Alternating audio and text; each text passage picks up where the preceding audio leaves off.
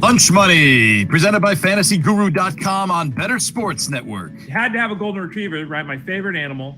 It's a 2009 movie. Squirrel. It's Doug. Doug the dog. Hi there.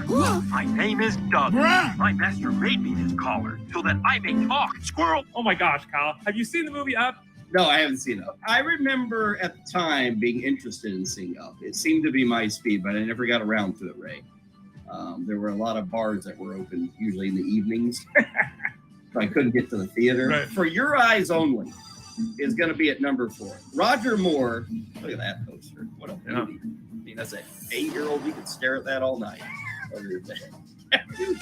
Huge hit. Ray, your feet are tapping when you see that clip there from the left.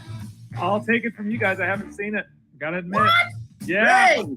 I was an adult. I didn't have kids. None of my friends had kids. At that time, I was watching Rambo or something. I don't know. I didn't watch a lot of Even I've seen Aladdin. Who's hungry? Time now for Lunch Money, presented by FantasyGuru.com. Here's Kyle Elfrank and Ray Flowers. Welcome back. Your dreams were your ticket out. Ah, yes. Welcome back. Welcome back to Ray. Welcome back to our viewers. Welcome back to Lunch Money. Good to be here on a Friday. Ray Flowers. We didn't get to do this yesterday because we were talking all things movies. We were very busy with our Hollywood Highlights special. But how you feeling today, Ray? I know you've been battling it pretty well all week long, haven't you? Yeah, it's been rough. I'm feeling okay. I'm not 100%, but I'm good enough to do the show here with you. I'll have to be diligent about my work here today, get to bed early, get hydrated, all that kind of stuff. It was a rough time. So I'm back here. I'll try not to be scattered. I've noticed that my thoughts are a little all over the place. So I'll try to stay focused here with you and the followers and listeners. Was there ever a moment where you were curled up on the ground and you were praying to whatever God you have, saying, just get me through this, and I promise I'll devote my life to helping the less fortunate. I'll donate money to the poor. I'll build churches in your honor. Was there ever that moment where you were begging for help?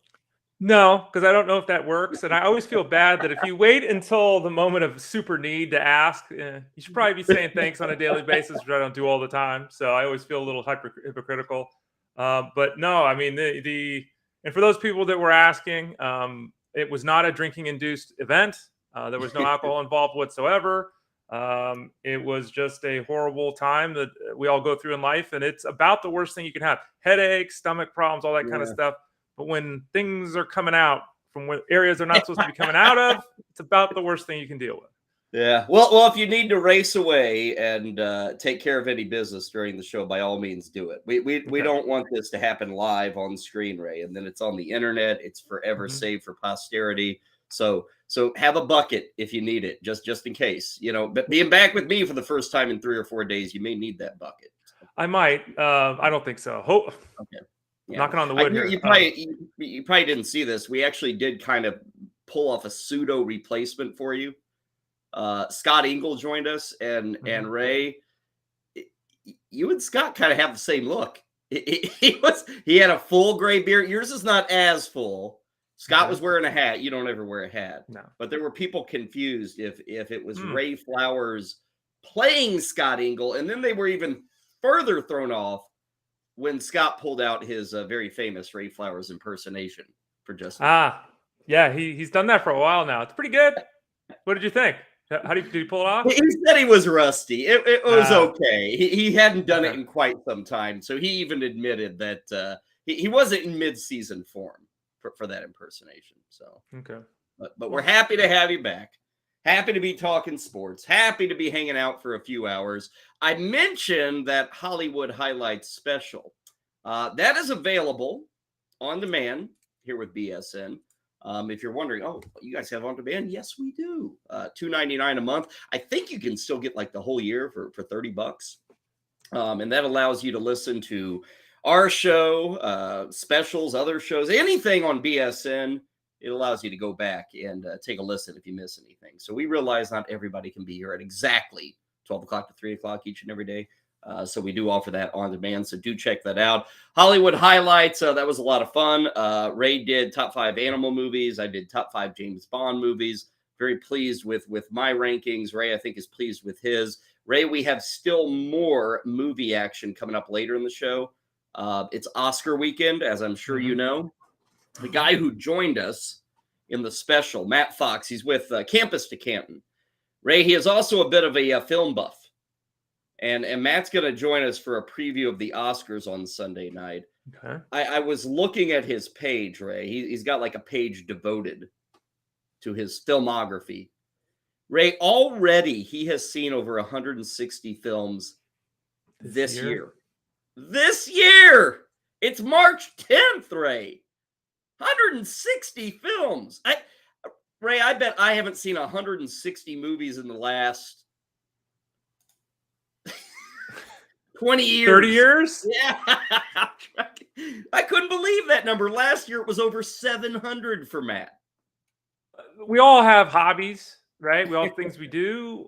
Some people read, right? Some people watch some movies, but when you think about that, that's multiple movies. That's not even one a day, right? That's multiple movies a day. You got to be committed or you don't sleep. Maybe a lot of people don't sleep. They're just up until 4 a.m. every night. But that, I wonder, and we can talk to him about it. I wonder, when you have so many movies, do they all run together? Like, is it hard to, because for me, if you're watching, it's like you're watching this war movie, that war movie, when you watch so many, I wonder if it's hard to keep them separate. Well, that is always my argument against like binging shows. It's just too much. It all is over before I can even enjoy it. I kind of feel like when you race through things and it's like, how many can I do? You miss out on the journey, Ray. Like, I like the journey, and I feel when you do it that way, certainly on the binging stuff. I don't know about these movies, but on the binging stuff, I feel like you're missing some of the best stuff because you're racing to the finish line, it seems like. I can totally understand that. And I agree. Like my partner, she likes to, let's watch a show. And then, we watch 8 episodes in a weekend. It's like, oh, I get it. And I'd rather have the option to do that. I don't like the services where it's one a week. I mean, if you're going to do it, just be Netflix and let all 10 out at one time or whatever. But I'm like you. I like to pace it a little bit. You get involved, and if you're laying in bed because you've been thrown up for days, you can watch 4 shows in a row. But normally, I like to space them out a little bit as well. You weren't even able to watch TV, though, were you? Was that too much? Was that just difficult to keep your interest almost too? It would wear you down, I would think, with how sick you were. Yeah. Well, so it was, for the first 24 hours, it was awful. And then it's just, you feel terrible, but you're not running to the bathroom. Right. So I was trying to watch things, but you're kind of drifting in and out. I didn't sleep for a day, so it's like, I was this close to starting to watch James Bond, and I was trying to remember what was on Kyle's list of top. I couldn't remember what was your top 5. So I ended up watching like Hallmark movies, because then you fall asleep. Because then you fall asleep in the middle. It's like you wake up a half hour later, you're still on. Okay. So I didn't follow anything with a plot. I wasn't going to be able to follow it. And you don't miss anything, Ray, when you miss 30 minutes of a Hallmark movie. Yeah. I mean, all you've probably missed, because they all go the same, Ray. It's Christmas in some little town. She falls in love with a guy who runs a tree lot. Guy is already with a girlfriend. Right. Guy dumps girlfriend, is expressing his remorse to the new girl. They fall in love. Santa Claus comes, gifts are given out, engagement rings are handed out, snow is falling, and it's beautiful. That right there, Ray, is a synopsis of at least 400 Hallmark movies. Right there, I just gave it to you.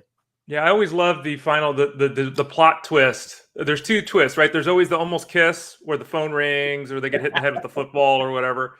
And then there's the, 15-minute left. Oh, well, oh my God, you're cheating on me. You had this other secret, and then they break up for the last. If you're gonna at least do one, at least don't be so formulaic. I get you got to hit your points, but come on.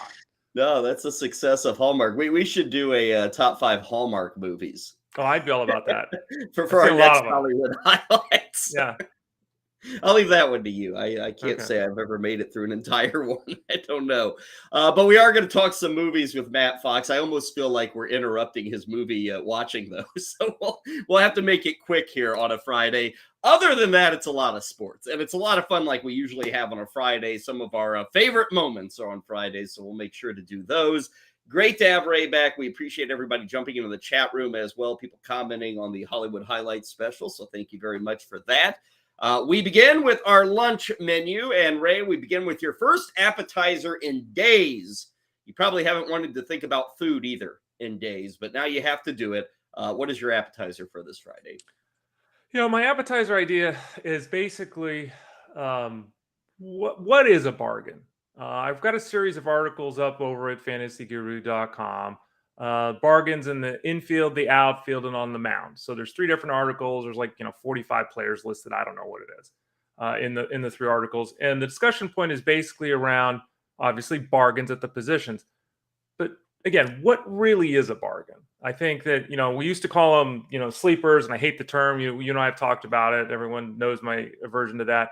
1999, it was easier to find breakouts. It was easier to find sleepers. Now, as we run a promo all the time with Adam Ronas talking from the playbook, the level of knowledge from players in the fantasy space is so improved that it's really tough to find bargains, right? Because everyone finds a bargain in January and they talk about it. The guy's ADP goes up 75 spots by March. It happens every year, right? So I tried to find and again list a bunch of players over there at fantasyguru.com that fit the mold. And basically what I'm looking for is obviously a player whose ADP is lower than it should be, in my opinion. Now we got to remember that the ADP is just average. A guy could have an ADP of 200, might have been taken at pick 128 in one draft, might have been 248 in another, right? So there is variation there. But it's just the idea of, looking at players and kind of saying, well, player A and player B are kind of similar. Why is their ADP separate? Johan Duran and Jorge Lopez, a prime example. The fantasy space is convinced, 100% convinced, that Johan Duran is going to be the guy that leads the Twins in saves. Maybe he does, right? Well, Ray, he's the most talented guy. He was the most talented Twins pitcher the moment he was called up to the big leagues. It's not about that. We talk about bullpens all the time. But the fantasy space is so convinced that Duran's ADP is 150 and Jorge Lopez is 275. I don't know how anyone can sit here and say that they don't at least have a 50-50 chance of being even, or Lopez, in fact, being ahead in saves. So to me, that's the kind of thing we should be doing when we talk about bargains, not trying to talk about some guy in the minor leagues that's going to get called up in June. It's kind of looking at ADP, comparing players, and trying to find where people may be projecting things in a way that's different than we expect.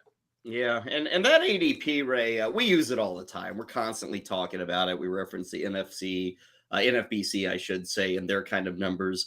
And it's something that I pay attention to, but I think it's one of those, I always call it the initial step to getting prepped for a fantasy baseball season.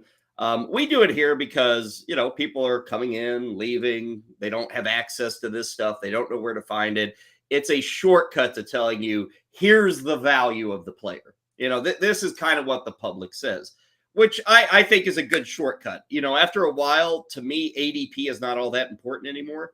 I don't look at it as much anymore. You and I consume this stuff every single day. So, we can kind of guess where players fall. We've done the studies ourselves, but we're different. We're not the general public that is maybe spending 30 minutes a week on their fantasy baseball team in the preseason. So we mentioned ADP, but you're right. It maybe gets a little too much emphasis because there are always going to be guys, Ray. And I think this is very true. Once you get past the first, 5 rounds, if you feel good about guys, take them, and as you always say, you don't take them 10 rounds earlier. Right. But honestly, I'm not going to sit there and just scream and yell and point my finger at anybody who takes a guy 40 picks earlier than his ADP. I may disagree with it and go, wow, that's early. I wonder what the reason is why. And if you've got a reason, if there's a reason that you dig the dude or you felt I had to get him now, sometimes if everybody else is drafting wildly, well, that blows up an ADP board. You can't stick to ADP if everybody is going off the board earlier in the draft. So after a while, Ray, the ADP, it's there. But again, it just kind of gives you a rough estimate of what the guy is valued at. It doesn't dictate anything. If you want to take, some people, Ray, we see strategies all over the place. They go 5 hitters in the first 5 rounds, and then rounds 6 through 10 are all pitchers. Crazy stuff like that. We've seen it before. And that may cause you to blow up ADP because your strategy is different than a average draft that is out there. So it's a good tool. The thing I would also point out is if you can shrink your parameters to the last 3 or 4 weeks, because that is another thing, Ray, that I guess it's of use with, and you can do this with the NFBC. a guy like Yordan Alvarez.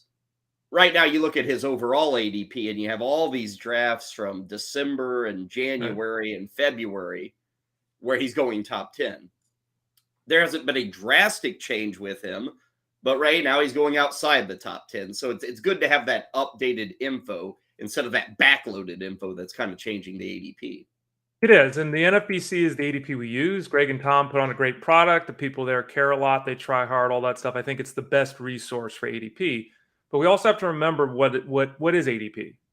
It's an average of people that are drafting. Just because someone's paying money doesn't mean they know what they're doing.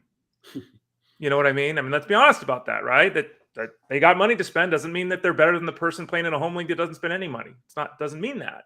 So just because a group of people say that Jose Abreu is better than Gunnar Henderson doesn't mean that that's accurate. Doesn't mean it's the way that you have to draft. And also, as much as you and I can say this, and I did this. Rudy Gamble wrote up our labor draft from a couple of weeks ago that we did over on Sirius, and he put out a list and said that I think I was the guy that reached the most, which he found interesting because last year I was the safest, and I particularly went more aggressive this year, right? And so it was reflected in the data, but it doesn't take guts, but it takes stepping out there to jump ADP, like you're saying. It's one thing to say his ADP is 80 and I take him at 70. Cool, and that's no. What if his ADP is 250 and you take him at 165? People go, what the hell's that guy doing? That's not easy to do. So there is confirmation bias that's involved here too. There's also, well, if enough people say he's 165, maybe I should take him at 160. You know what I mean? I get the question from people all the time. Well, I'm doing this slow draft and he's still sitting there 30 picks past his ADP. And I'm like, well, so? Tell me more about what you're doing. So ADP, I think, is a great tool, but I think probably 7 out of 10 times that we use it, I don't know if we're using it properly. You mentioned Rudy at Rasball finding that you were the most aggressive. Did you feel that way in labor? Did you feel like you were maybe reaching further than usual? I tried to be more aggressive. Okay. Yeah. I think that one of the players he pointed out is a guy that we've talked about here, Ketel Marte, who I've talked about. The 3 years prior to last year, he was a 318 hitter with a 917 OPS. I'm not saying he's going to hit 32 home runs again or hit 327, but that dude's a 290 hitter that could hit 20 home runs, and the universe just doesn't. They just don't think that. And I in the ADP bargain article over at fantasyguru.com, people can go read the numbers. Go compare him to Gleyber Torres. They're the same guy. They're the same dude minus 8 stolen bases. And Gleyber Torres' ADP is 130 spots ahead of Ketel Marte. So I didn't feel that it was reaching for some of the guys I took in that draft because of my analysis, which again is what you're talking about. If you have a reason for it, it's okay to do it. But according to what the general ADP was, I knew I was being a little aggressive. Since we're mentioning the topic ADP, I'll go to the chat room. Matthew in the chat room, and this isn't necessarily ADP, but it talks about relative value. He's in a 14-team head-to-head. He gets to keep one of these guys, and these are all lower, in terms of round costs. He only gets one of these. He's got Tyler Glasnow, 10th round, Camilo Doval, 15th round, and I believe it's Jordan Montgomery, 18th round. Now, Glasnow, Ray, a month ago is the easy call here. I took him in the 8th round in my labor draft. Yeah, and he was healthy back then. Mm-hmm. He's not healthy now. I still think he's the guy I'd take in the 10th round. I'd head-to-head? Cross my fingers, hold my nose, and hope he's back come May. You said head-to-head, right? Head-to-head, yeah. I mean, then you're getting zeros from him, though. It's tough. He's the most talented guy.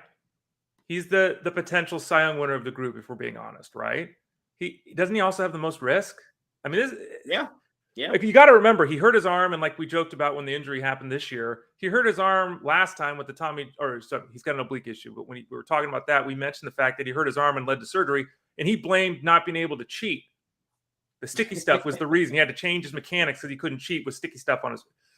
He's had a track record of ill health. And how's he? 29? How old is he? Let's look him up. Was he 29? I think he's 29. He's not that old, is he?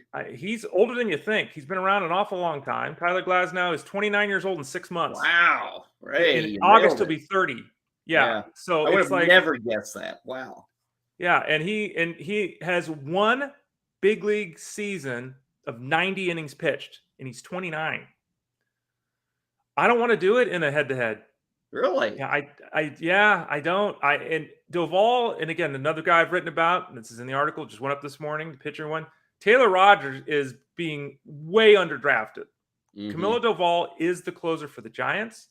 He's got success doing it. He's got the demeanor to do it. He's got the stuff to do it. The Giants play mix and match baseball. Gabe Kapler loves playing mix and match baseball.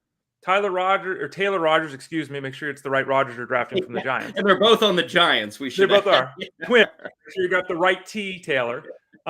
Taylor has had 30 saves in 2 of the last 3 seasons. People miss this. He had 31 saves last year. Like, he's going to get double-digit saves for the Giants. Guaranteed. I can almost guarantee it because he's a lefty, Doval's a righty. I don't mind keeping Doval at all in the 15th, but in a head-to-head, isn't Jordan Montgomery kind of just the safe guy to make 30 starts? And I know he's boring, Kyle, but am I wrong? mean, 18th round for Jordan Montgomery in and of itself is not bad. Right. You're probably getting a little bit of value there. We don't have all the facts here. Maybe there are other keepers here. Maybe this is, hey, you get one keeper and they've got to be drafted in the 10th round or lower. Maybe that's why we're talking about these guys. But I always say, whether it's football or baseball, and that's where we most often get these questions. When I'm keeping one guy, Ray, I'm just taking the best of them, and I'm not really paying attention to value. Glasnow's dangerous, admittedly. I said, back in May, that's probably on the long end of things. I kind of think the Rays will take it easy. You're right on head-to-head, Ray, early. You're not going to have the guy. You're getting zeros. But you might have the guy late in the playoffs. So there's that yin and yang, do I win early so I can make the playoffs, or do I get excited because I have Tyler Glasnow still pitching in September when the playoffs are going on? Mhm. So I would still go Glasnow here. He's still my choice, but it is a certain risk. I've even said, Ray, I kind of think maybe 120 innings. That's all we're getting from the guy this season. Yeah, and I mean, if you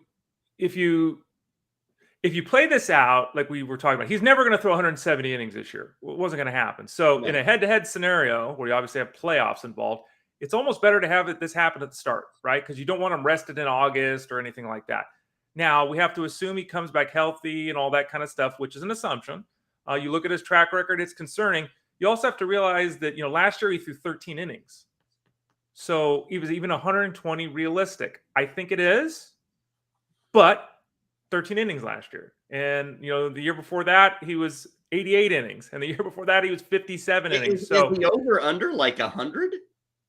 I mean, if you look at the projection models over at Fangraphs, ATC, which is Errol Cohen's combination kind of thing, he's at 108. Derek Carty's the bats at 116. And Steamer's is at 138. Ooh. So it's right around 120-ish, right, as an average. So again, I don't have a problem with that. I drafted him again myself, right? But I'll say it this way, that you are taking on a risk. It's a bigger risk in a head-to-head. And if you keep Glasnow, you have to be more aggressive with your pitching. You take Jordan Montgomery, you get 30 starts, whether they're great or not. You're going to get that. With Glasnow, it might be 13 starts, so you have to be more aggressive with how you build your pitching staff.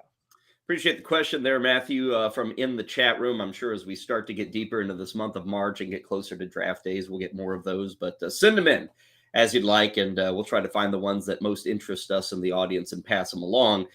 Kind of staying with the theme here, only slightly, because I do want to branch into other things. My appetizer features a quick switcheroo in ADP.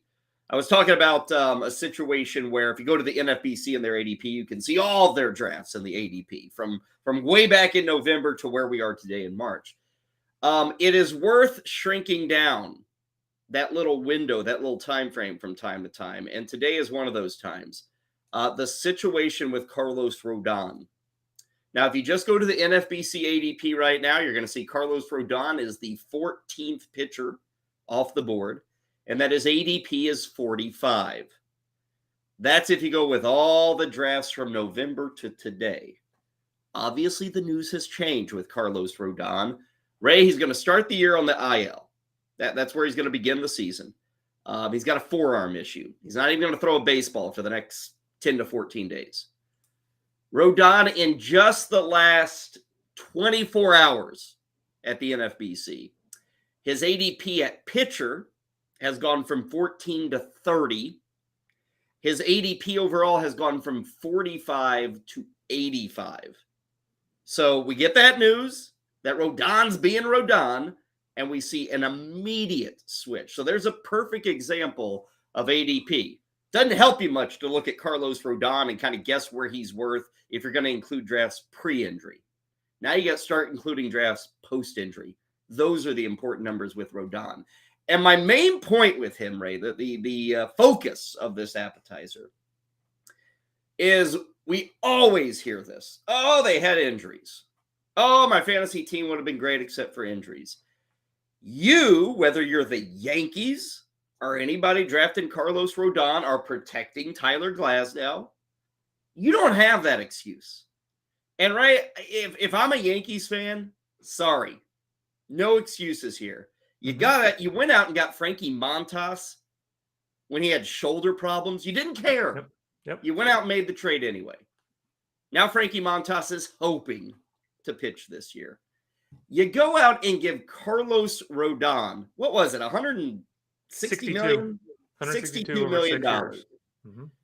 Carlos Rodon threw 31 starts last year. Awesome. Every 5 days. Before that, Carlos Rodon had made 130 starts in 7 major league seasons. 120 actually. Check that. 121 starts in 7 major league seasons. Even with the 31 from last year, the Yankees have gotten exactly what they deserve, an early injury to Carlos Rodon, because you were a fool to make that signing. On average, 18 starts a season. 8 years. 18 starts a season. That's including the 31 of last season. Ray, the Yankees were foolish when they signed him. The Yankees look more foolish today.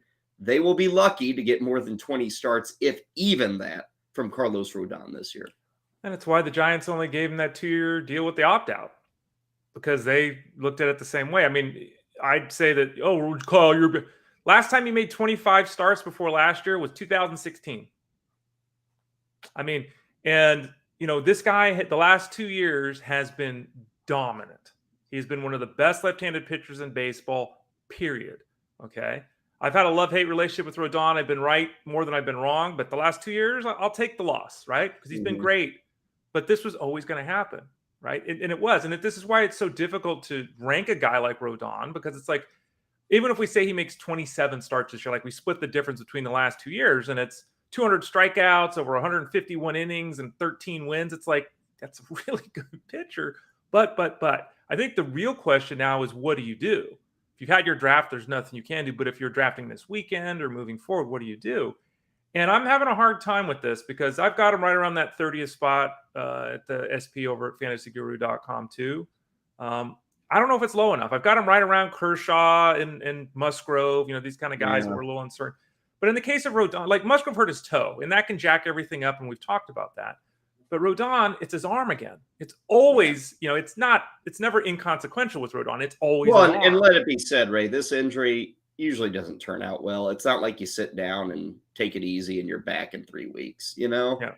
And maybe you do come back, but you're going to pay the piper eventually. Like, I get it. 30th, there would be a lot of people say, well, he's fallen. Look at this bargain I'm getting on Carlos Rodon. And to me, it's a falling knife. Like we were talking about Glasnow. Okay, 10th round. Ray, if I can get Rodon in the 10th round, okay, I'll take that shot. But you're still talking, that would be, what are we talking, 5th or 6th round? 7th round maybe for Rodon if you list him as the 30th pitcher or so. I mean, that's still much too early for me.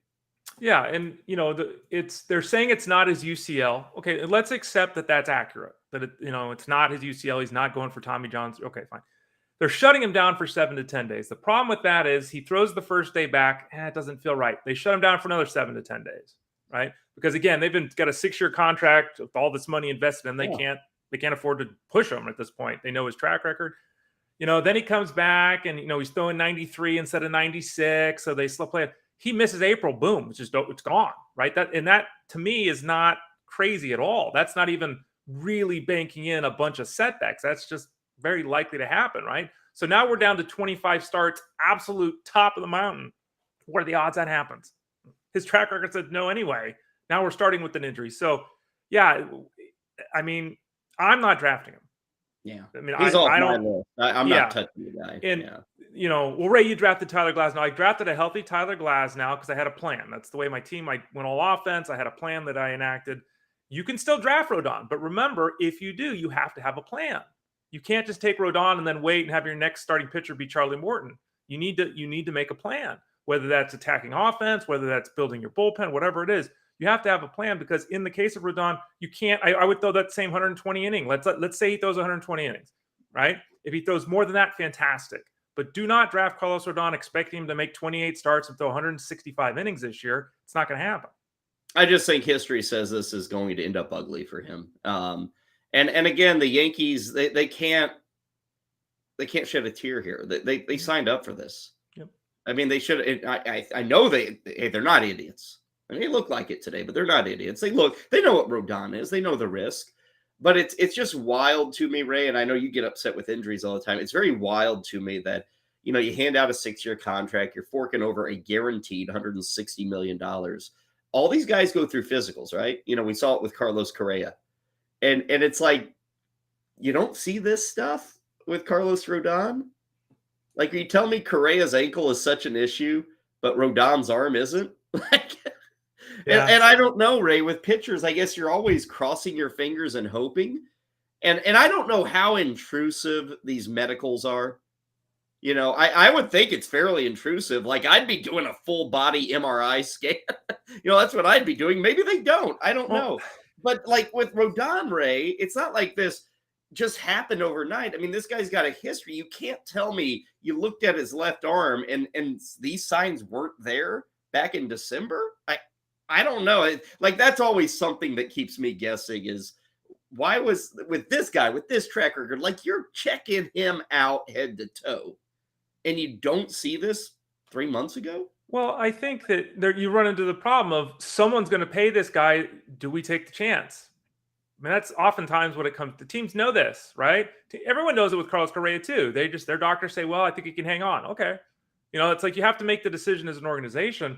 But I was talking about this yesterday with Rodon too. And it's like you have a guy who for 7 years couldn't stay healthy, who's now old, who now stays healthy and throws harder than he's ever thrown before. It doesn't even make sense. Like if you just pull, you know what I mean? It's like, I'm getting older. My body suddenly is healthy and I'm throwing harder than ever before. It's like, you can find the magic sauce. You can go to Driveline, all these kind of things. But, you know, the bottom line is that some guys, and Rodon certainly appears to be one of these guys, some guys just can't do it year after year. It's not through lack of effort or training. Some guys' bodies just can't do it. Mm-hmm. And the Yankees, like you said, you can't complain about it. I can't complain about Tyler Glasnow going down with an injury. Anyone that's drafted Rodon can't complain about him going down with an injury. That's the gamble you take when you roster or pay these guys a salary. Yeah. When they're already hurt, not interested in drafting you. Oh, I had injuries. Man, this dude's already hurt. Like, it's there. There is no, oh my gosh, will it happen? It's already happened with Carlos Rodon. Should note the news kind of got a little worse for the Yankees too. Rodon's going to start the year on the IL, and then just before we fired up the show today, Ray, Harrison Bader, their starting center fielder, he's going to start the season on the IL with an oblique injury. So 2 very critical pieces, a starting center fielder, and now your second pitcher in the rotation, both going to start the year on the IL. You saw Bettor, obviously, in St. Louis. I get the same sense he can't stay healthy either. Is it randomness? Yeah, a little bit. He plays a really aggressive game. It's a physical game, and a lot of that's defensively, but he also takes some strong hacks up there for a little guy. And I think you're right, Ray. He's kind of fallen into that world where, like, the talent's there and you're always entranced by what he could be. Right. But you're kind of hoping for 120 games. He just always seems to find an injury. Kind of like, you know, like a Pilar, a Kiermaier kind of did. He's kind of got that going on, I think. Right. Yeah. And again, power, speed, it's there. The stadium, the team, like there's so much to get excited about. But you got to be very cautious drafting him now. That gives the Yankees, who have to have Stanton basically DH, right? They could put him in the outfield, but they'll have Judge out there every day. And then what is it? Aaron Hicks. It's Aaron Hicks time again. Like Aaron Hicks Could and open up the Oswaldo gate for Cabrera. Peraza a bit more, you know? Yeah, Peraza will probably be in the line. Now, Oswaldo Cabrera is probably in the outfield. Peraza is probably the shortstop. I mean, it solves that problem a little bit, right? But yeah, I guess it's the Aaron Hicks zone until Aaron Hicks gets hurt, because that'll happen too at some point. And then No one can draft Aaron Hicks either and complain about an injury. I wouldn't, yeah. That is our appetizer for this lunch menu today. Main course, a little football. Coming up next Wednesday, I believe it is. Yes, Wednesday, NFL free agency officially opens up. We here at BSN are having a little NFL free agency predictor contest, and you get to be a part of it. We will take 10 of the top NFL free agents, and we'll try to guess where they're going to end up. Ray has viewpoints. I have viewpoints. We'll introduce you to the list. We'll tell you how you can sign up. There are prizes. NFL free agency predictions. So we'll be doing that here as our main course. In terms of side dishes, we've got more on third base today, digging in a bit into Austin Riley. We know he's a power hitter. Is Austin Riley a good batting average hitter? He's got 2 years that say yes, 2 years that say no, and he's got a ton of strikeouts that say he's not a 290 hitter, is he? Talk about Austin Riley and that other talent that he possesses. Also, we'll take a look at some prospects over at third base. Loads of football. We've got news everywhere with this guy going there, this guy restructuring this contract, this guy's rumored to be on the move, on and on and on with the NFL. We also have news, Ray, that certain guy up in Green Bay, I think supposedly the Jets are getting close on this. But, Ray, I did see he is also set to attend and maybe even speak at some kind of hallucinogenic get-together convention. I love this guy, Ray. Football is very secondary to experiencing other planes of reality with Aaron Rodgers. It's really remarkable that you can be such an ass, be so excellent at your job, and apparently not care one bit about it when you're not at the arena or the stadium, right? Yeah. And it's because usually these guys, teams well, we didn't draft him because football wasn't his first love. Is football Aaron Rodgers' 18th love? Like, does he? I think he's ahead of it. I think he loves Earth. He loves Mother Earth, right? I mean, he's just I said his name, sorry, but the guy. Yeah. I mean, he's his own dude. If he was living in the 70s, his football career would have been like 6 years. He wouldn't have made it. That'd be my guess. Kenny Stabler stuck around for a long time. Yeah, that's true. I think the bar was his favorite part of life. Bar was his, yeah. He won a Super Bowl, so on and so forth. In addition to the football, in addition to the baseball, we will talk Oscars. We got a preview there. Also, March Madness is just about ready to take off. Selection Sunday is coming up in just 2 days. We've got conference championships and semifinals and automatic bids all on the line this weekend. We're going to visit with Mike Holland of Green Screens Media. He's been joining us every Friday for the past month, and we'll talk to him, kind of get you set for the big tournament weekend. Moving on to our bet du jour. Speaking of March Madness, later tonight, SEC tournament, Vanderbilt and Kentucky. Now, even Ray Flowers knows that Kentucky is a blue blood, right? Ray, they're pretty good at college hoops. I know, right? Yes. You know that, yes. Vanderbilt, not so much. Vanderbilt is good at creating doctors. Kentucky is good at creating NBA players. Doctors. That's a very fair description, I think, of both schools. Yeah. Kentucky is awesome at creating basketball players. Vanderbilt is awesome at creating doctors and physicians. Anyway, they're meeting tonight, SEC tournament. Vanderbilt is an 8.5-point dog against Kentucky. I'm going to take Vandy against that spread, plus 100. It's a doubling of money. Tip-off tonight's 9:30. Now, why am I doing this? The Commodores have won 9 of their last 10. They won last night in the SEC tournament against a pretty bad LSU team. Kentucky actually lost to Vanderbilt in front of their home fans just 9 days ago. So Vanderbilt has the confidence they can beat Kentucky. Also, 8 of the last 11 games for Kentucky, and they've played some good basketball. They've won most of those 11, but 8 of the 11 have finished within 9 points. Whether they win or lose, the game's close. So here it is. I'm getting 8.5 points with Vanderbilt. One final thing to throw out is this tournament is in Nashville. Vanderbilt is in Nashville. Now, there's going to be a lot of Kentucky fans because all they do is basketball. Chew tobacco, drink bourbon, and cheer on their Wildcats. That's what they do in Kentucky. And race know all horses. this. Okay, yeah. Yeah, they race horses. That's it. That's all they do, Ray. Those 4 things. Tobacco, bourbon, horses, Wildcat basketball. I've just tried every Kentuckian from the east side to the west side right there. Okay. So they will have people at this game tonight. But again, Vanderbilt will as well.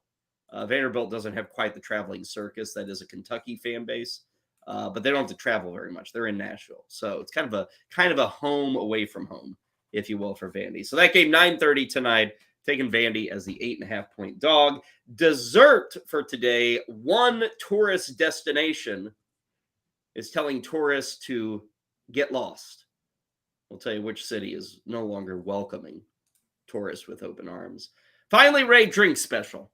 You probably haven't drank anything in 4 days except a lot of water. Yeah, you know, it's so funny because, and not to get all involved in my personal history, but a lot of people, I'll drink something. I can't drink anything when I'm going through my vomitosis because it just comes right back out. So I went an entire day and a half without food, water, anything like that. So I have low blood pressure. So I'm going to the bathroom, holding the walls. It's a whole big thing. So anyway, when I finally started hydrating, I'm like, all right, give me some Gatorade. So I wanted some flavor too. You got to get I didn't want to drink just plain water. So shout out to Gatorade, little low sugar, little pack. I had these. I also had the Gatorade Light, whatever it is. It's like a rectangular one that has kind of thing. Well, yeah. What is it? It's got sodium, potassium. It's more of a regenerative, it's not a Pedialyte thing like a kid, but same kind of thing. But I had a bunch of those. But yeah, Gatorade has been my friend. Finally graduated to some chicken soup yesterday. So after 2 days, I finally had some real food. Yeah. But yeah, Gatorade, there's a little bit. This is a blue one. This is what flavors this. This is Glacier Freeze. But this has been my friend for the last day and a half. That Pedialyte, Ray, people swear by that stuff. I know. It is very sugary, though. Yeah. It's a little rough to keep down, but people swear by it. That changes your entire mood and day. I don't do it. I don't do that. Instead, I do other things like what I'm going to show you here. I talk a lot about the local breweries here in St. Louis. And I think, I know Heather Klein, our producer, she's over in the D.C. area. And she had asked me about this brewer and asked me if, do you like them? And I was like, I'm so-so on them. There's a brewer here in town, probably the first little microbrew in St. Louis. And one of the first ones, throughout the country, Schlafly is their name. They've been around in St. Louis since the 80s or so. And I'm not a huge fan of Schlafly, but I was at the local Total Wine the other day. Getting me some randos, if you will. And there is one Schlafly that I do enjoy. And I said, you know what? I'll grab it. I'll give him a shout out. Now, I will say I used to drink this particular beer pretty often. It's 7.2. I like that. As we've learned, 7.2 is music to my ears. The problem with this beer, Ray, is it always, if I had 3 or more, I'd get bad acid reflux. Kind of whatever they're using in it. I don't get this with many beers, but I would with this one. But as a one shot, I think it's perfect. So what I got here is the Schlafly Tasmanian IPA. Nice. It's armadillo. Yeah, I think it even has Australian hops or something. That's what makes it Tasmanian. But it's brewed right here in St. Louis, Schlafly Brewery. There's a couple of them here in town. And they probably have, that they market commercially that you can get at stores, probably 8 to 10 types of beer. And this is the one, if I had to choose a Schlafly, I would go in this direction. They also have a SOL Soul. It's a summer brew. It's good. But this Tasmanian IPA hits the spot. But like I said, Ray, it's usually a 1 or else the Tasmanian devil gets me, keeps me up at night. So all the cans have Schlafly on the top, and then it's also on the logo itself or the wrap. Yeah. Interesting. There you go. Nice. Well, this is kind of the can is obviously your aluminum, but kind of an extra wrap here. It's the wrap. Yeah. So, and it's a good brewery. They have a bar and grill area. I think tomorrow, this would probably wouldn't get Ray out this week. but they got their big oyster shucking event. So that's always a big thing in the spring. Had a couple oysters last weekend. Maybe that was to thank for my fun. Yeah. Yeah. Oysters aren't my thing unless like I get them oysters Rockefeller. Bake them and cover them in butter and cheese. Well, we went to Thomas Kincaid restaurant. So, for people in the food industry, you'll know it wasn't a food truck on the side of the road. So I don't know what happened or whatever. I think we got a bug, Ray. I don't think this was food cause. I don't think it was. It took a day and a half. So I don't think it was either. Yeah. Well, you're back on your feet now. We'll get you through these 3 hours. Tell you what, let's give Ray a break. He probably needs a breather after 45 minutes. Usually we go 50. I'm going to give Ray 5 extra minutes here today. One thing I forgot to mention, we're going to have our treasure trove. Ray, pack break. I think you're in charge of the pack break today. What are we looking at? What are the options for the ever popular stroll down memory lane? What do we got? I'm down to 2 packs. I didn't have a time to go run out and get more packs or anything. So we're down to 2. And for the longtime followers of the show, thank you. You'll know one of the packs, it's going to happen. Domino's the quarterback. No. Domino's the quarterback 1991, which I'm guessing has 4 cards in it. That's my guess. It'll be a quick stroll down memory lane. If you look at the thickness between these 2 packs, you'll notice a significant difference. So we either have the 1991 quarterback pack, which again, I assume is from Domino's Pizza, from actual pizzas, because it's got the Domino's Pizza logo on it, or the 1990 with gum Topps hockey pack. With, of course, Kyle, the special scoring leader glossy card. Special scoring leaders. Like, is this most goals scored in Toronto that season? By a left-handed defenseman. Yeah, I don't know. Yeah. I think it's time for hockey. Anyway, you can vote in the chat room. We'll maybe throw it up on Twitter as well. Heather, our producer, maybe we should order new packs for Ray and I. We should get on that. Get those packs ordered, send them out. I still got I got 3 packs left, so I'm gonna. I did a couple while you were gone when we were on your trip with Armando Marsal, so we did a couple then. Yeah, well, I could use some packs, so we'll get to work on that and send them out. But that is our battle today: hockey, our pizza quarterback cards. And Ray, you're right. That's like 3 cards, I bet, in there. It's the funniest thing. What if it's like 2? I kind of get it. I think it was a throw-in with like pizza. So, but remember, we showed. I don't have it handy because I put it away. But remember, we showed the Fanball football for those people that missed it at Fanball when Kyle and I were there. We did a mini magazine. It was an 18-page magazine. Would you rather get 4 Domino's cards or an 18-page fantasy football magazine? You tell me. Yeah, edited by Ray Flowers. Yeah, bingo. Okay, breather for us. When we return on Lunch Money, we're going to check in on spring training. We've got news on Phillies youngster Andrew Painter. Remember, Painter was one of the hyped guys 3 weeks ago. Well, all that hype has dissipated because now he's got an elbow. That's a concern. What is the situation? What is the latest? When are we going to see Painter again?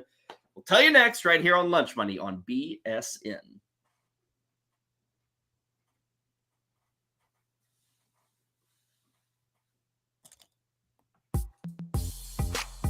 Washington Commander fans, it's time to rejoice.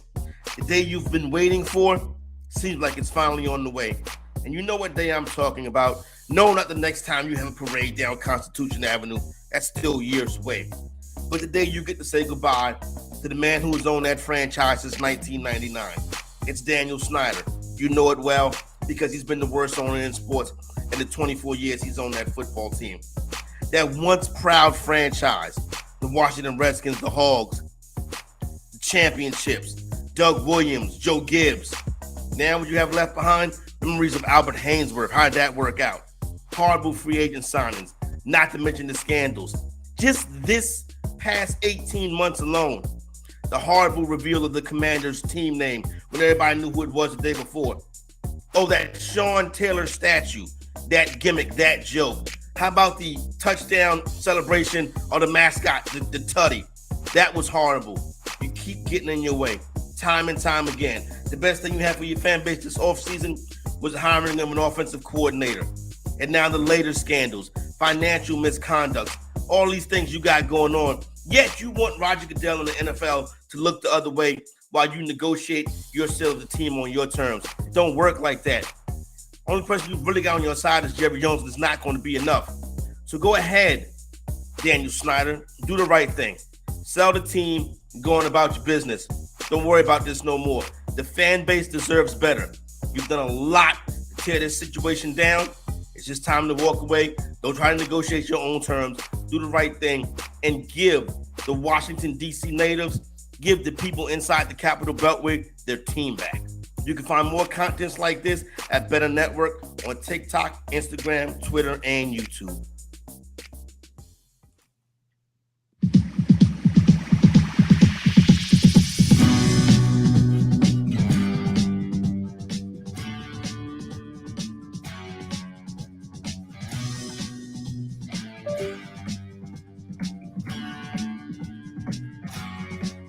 Off and rolling on a Friday. Kyle and Ray hanging out with you. It is Lunch Money. Going to be a fun Friday as usual. It's a fun time of year with so many things going on. We've got NASCAR. We got week 4 of the XFL season.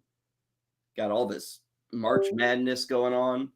We got our hockey, our basketball, baseball's in spring camp. Good times here at Lunch Money. Great to have you with us on this Friday. I want to thank our producers, Heather Klein and the man, Josh Winchester. Josh was a part of that Hollywood Highlights special. He did Disney flicks. So do check that out on demand. And again, we've got some more Oscar conversation coming up later in the show. Ray, let us get into the fun that is spring camp. We'll start with some good news.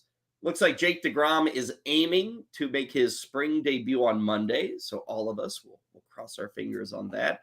Clayton Kershaw going to make his debut today, so that's good news. And yesterday, Ray, Michael Conforto, another veteran, actually got to play in the outfield for the San Francisco Giants, which to many, you might not say it's an accomplishment, but he is a guy who really hasn't done anything throwing-wise too much in the last couple of years. Yeah, and it's really important to, for the Giants' sake, to have confidence they can play Conforto in the outfield. That's where he wants to be too, because obviously he's on that short-term deal with the Giants, doesn't want to be labeled a DH. It speaks more to his full health, coming back from the shoulder issues. And, he's one of those players that, the community is kind of in on, the fantasy community, because it's like we all know what he could be. Yeah. It's a risky play. He's supposed to be healthy, right? This is a confirmation we think of that. Could hit 20 home runs this year, could hit 30 home runs this year, could drive in 62, could be 83. He's one of those players that if it all comes back together, he's a 360 on base percentage guy hitting 260 with 30 home runs. He could be a significant impact bat. And obviously the Giants are hoping he and Haniger do that. I'm probably more out than in on him, Ray. And I worry, any time a shoulder thing happens with a power hitter, it's got to be a concern. But Ray, this has been, a year and a half. Last year, nobody would sign him. In effect because of the shoulder. And I remember when the shoulder happened, it was like, oh, he'll be back. And then it just drug on and on and on. He never signed and we were scratching our head. Why is it? No one was interested. They were just so worried about the shoulder. So I'm probably more out than in on him. I always say this is how it happens. A guy who's a good player, a guy who was always kind of said, oh yeah, he's one of the top 3 or 4 hitters in any lineup you put him in. How does it happen that they don't reach that point? How does it happen that they just kind of fade off? It's because of an injury that's this severe. And this is a severe injury. And I expect some true rustiness with him. So Conforto, it's not that I won't touch him, but Conforto for me is probably more danger, more risk than I'm willing to take. So if you're in a draft with me, you don't have to worry about me snagging Michael Conforto. You probably don't have to worry about me snagging Andrew Painter now either. And Ray, honestly, I don't know if anybody is all that interested in snagging Painter because at the very least, what we know now is this guy is going to be nowhere near the Phillies opening day roster. And that was the hope, say 3 weeks ago. Now there's no chance of that. And honestly, Ray, considering his age, his importance, everything, I know we're not at the point of surgery. He may have to go under the knife, not right now. But, Ray, the Phillies have come out and pretty well said they're just going to shut him down for a while and kind of hope and pray for a few weeks, I guess. Yeah, and honestly, sorry, because I know you drafted him, right, in that Dynasty League. Dynasty League, though, Ray. I've got all years to go. Sixto Sanchez, Kyle, I feel your pain. Yeah, this is one, and I saw some people, it was weird, I'm not saying celebrating, but, oh, this is good news. Well, it's not terrible news, but it's not really good news. Yeah. I think we're grading it here on a very easy scale. They're going to shut him down. He's 19. They're shutting him down. okay, We all this know could where be, this is going, right? We should. I mean, this could easily be, hey, this guy throws 36 innings this year anyway, right? And that's all we get. So he went from so much excitement, pushing for rookie of the year and all that, to being really in most standard mixed leagues just undraftable at this point, in my opinion. Now, some people, again, 29th round pick, whatever, you want to dream the dream, you're gonna stream the spot, whatever, fine. You've got IL positions, okay, but understand that Painter has to be on the big league roster to be placed on the IL, because the leagues I'm in, if a guy's on the minor league IL, it doesn't mean jack. Wow. Right? So he has to be officially placed on the 26-man roster. Has that happened? I don't think it has. So that's something to look into too. If you're thinking about drafting him, and I'll just store him on the IL, check your rules, because you may not be allowed to. You may not qualify. Well, and even Ray, if he avoids the procedure, and that's the hope. They've seen 2 doctors and they said, well, maybe we can rehab this thing, strengthen this thing, pitch through. And we've seen cases, Ray, where guys have done this. But usually it ends up with a surgery. That's usually how it is. And I don't believe Ray's 19 years old. He's never had a Tommy John. Almost every pitcher has one. What are the percentages? Is it like, it's got to be, geez, I have to look it up. 50%? I mean, maybe that's too low. I feel like everybody, Ray, if you're going to be around the major leagues for like more than 6 years, you're going to have Tommy John at some point. I write a Tommy John article every year over at fantasyguru.com, and I honestly didn't write it this year. I haven't gotten to it yet. So, I mean, John Rogelli covers this. You can find him on Twitter. That's what he does. And he talks about primary repair, the Tommy John surgery, all that. So I always quote all his stuff. I'm trying to pull it up because I know he has the information, but it's something of not like every team's got guys that do it. Every rotation's got guys that have had the surgery. Where are we at here? I'll try to figure it out to get an answer for you, Kyle. But there's a lot of pitchers that had it when they were 20 and you don't remember, or even in high school. Yep. Yeah, it's pretty significant. Yeah, and there aren't a lot of guys with 2, but almost everybody has 1. And I think, unfortunately, Painter's going to have some procedure. He's 19. This arm's barking. It was after 1 appearance this year. So, like, the writing is totally on the wall with him. And that's unfortunate for the Phillies. And certainly unfortunate for anybody in Dynasty League, my hands raised, who took him number 2 overall, I should say, in their Dynasty League draft. Okay, moving on to other items. We'll get you some more spring numbers coming up. But, Ray, we have been talking guys at third base all week long, dealing with the guys at the top. It's loaded at the top. And as we conclude our discussion of third base this week, we talk about one of those guys at the top. We hit you with, how did that happen? And what we're focusing on, Ray, is Austin Riley of the Atlanta Braves, who, I guess you could go a couple of routes with Austin Riley. You could say, man, how did it happen that for 2 years he looked like a burnt-out prospect, like a guy who wouldn't be able to hit major league pitching? And then the last 2 years, he's exploded. The last 2 years, he's been an all-star. We could ask that question, but instead, Ray, the question I want to ask about Austin Riley, how did it happen that this guy went from hitting about 230, 235, to now hitting 290 over the last 2 years? Still has his power, still has his RBIs, still has an absolute boatload of strikeouts. You don't usually see 290 hitters who are striking out more than once a game. That's what we have with Austin Riley. So, Ray, let's dig into it. What's going on with Austin Riley here? Well, we also have a guy that doesn't walk at the league average rate. He's just below that. He's very stable, right around 8%. The league average is about a percentage higher than that. So he plays every day, so he's going to have strikeouts volume-wise. Last couple years, a 25% strikeout rate. League average last year was 22.4. So it's not a terrible number. I think his number, again, is swelled because he plays all the time. He's constantly getting at bats in a good lineup. So it was 36% as a rookie, which is crazy awful. That's Joey Gallo territory. Now he's at 25%. So he's shown significant improvement there. That's obviously helped the batting average because even though he still strikes out, he puts the ball in play a lot more. Another thing that happened with him is, look at his exit velocities, 89, 91, 93. His exit velocity is increasing. So he's hitting the ball harder. His hard hit rate shows that as well. The last 2 years, the 2 highest marks of his 4-year career, including last season, where he jumped from about a 43% average to 51%. So a significant jump. He also saw his barrel rate go from about 12% to 13% 2 years ago to 15% last year. So the bottom line is he's hitting the ball harder across the board than he used to. His launch angle has gone up about 2%. So it's at around 15%, which is happy zone. It's perfect area for it to be in, for you to be a batting average guy. And so I think we have a little more contact. And we have a guy hitting the ball awfully hard. He's not a 300 hitter. Okay. And I know he did that a couple years ago, but I think we could say 275 and feel pretty good about that. And I think that we've seen some growth from a guy that was, again, an upper end prospect. And still, he's not even 26 until next month. So it could get a little better. Could it get, like, what are the odds of it getting bad, like back to 230?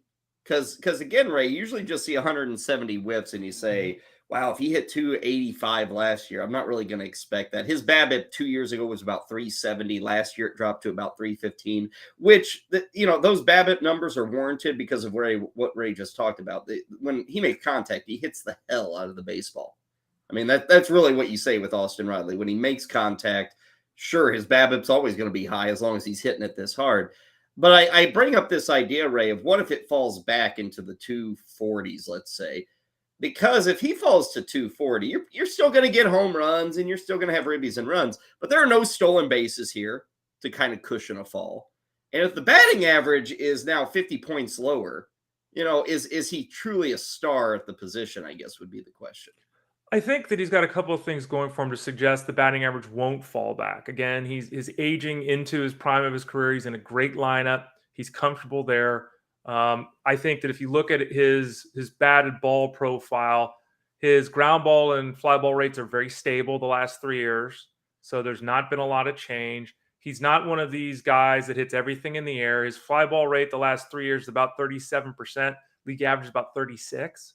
So a lot of times what we see with these power hitters, the guys that strike out a lot, is that they hit, they have a 49% fly ball rate. So half the balls they hit are in the air. Fly balls are always outs. They either go over the fence, they're an out the majority of the time, right? Well, that's not what we have with Riley. We have a guy who barely beats the league average in terms of fly balls. So that should keep his batting average higher. We have a guy who's slightly improved in the strikeout rate. That should help the floor in the batting average. We have a guy who you said, and I agree, hits the ball really hard.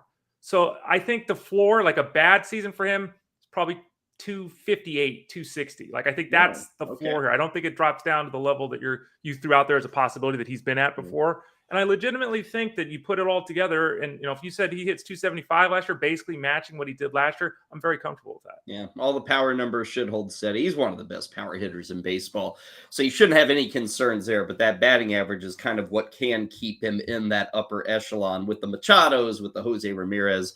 If he keeps that average in the 270, 280, and again, just a couple of years ago, he was over 300. Now that year he went, 303. His batting average that year jumped from 239 to 303. So that was a 64-point jump there for Austin Riley, just to give you an idea. And last year he lost 30 points on the average. So he did come back to the pack, but still holding steady. 878 the OPS. That'll certainly play as well. How did it happen? Austin Riley from a deficient batting average to a much improved batting average in just 2 years' time. Kyle Elfrink and Ray Flowers with you, taking a break from Austin Riley and honestly taking a break from some baseball. When we come back, we will start up our second hour introducing you to a game that we are inviting you to be a part of. It's a game that Ray and I are going to tell you what we are thinking. It is NFL free agency predictions. Guys like Miles Sanders, David Montgomery, Juju Smith-Schuster. We got some defensive players on here. Jimmy Garoppolo. Where might these players end up? How can you win some prizes? That should pique your interest. We'll tell you next. Stick around for more of Lunch Money on the Bettor Sports Network. Lunch Money with Kyle and Ray. Weekdays at noon Eastern, presented by FantasyGuru.com. Vladdy swings at the first pitch and lines it into right center. How did a guy who was being selected in the first round pretty well everywhere last year, he proceeded to lose 33 runs, to lose 16 homers, to lose 14 RBIs, and to lose 37 points in batting average. Oh, and 184 points in OPS. He went down everywhere. How does that guy, Vlad Jr., still register as the #1 fantasy first baseman? Ahead of Paul Goldschmidt, who won the MVP last season. Ahead of Mr. Freddie Freeman, who does the same thing every year, which is hit .315 with 25 homers and 100 ribbies. Ray, it's like Vlad Guerrero Jr. had nothing to worry about. It's like they thought they were getting him and his dad, as you can see there on the photo. You get both of them when you draft him at #1. I'm just surprised, and it was not a bad season, but Ray, it was such a disappointment compared to what he posted in 2000. Yeah, I think that's absolutely fair to say. Vladimir Guerrero, in 3 of the 4 years, he's been average to good. He had one spectacular season. And we keep talking about it and talking about it and talking about it. The positives are the lineage, positives are the skill set, positives are the StatCast data, which everything's like top 5% murders the baseball. The negatives are he has not hit 275 in 3 or 4 years. We keep talking about this too. He does not hit the ball in the air. It's remarkable, his ability to hit 30-plus home runs, given that he never gets the ball in there. His ground ball rate last year was 52%. Well, and we're asking the question, how is he still #1 at first? But what catches me even more so, Ray, is the overall. I mean, he's a first-round pick overall, and I don't think he has any business in the first round.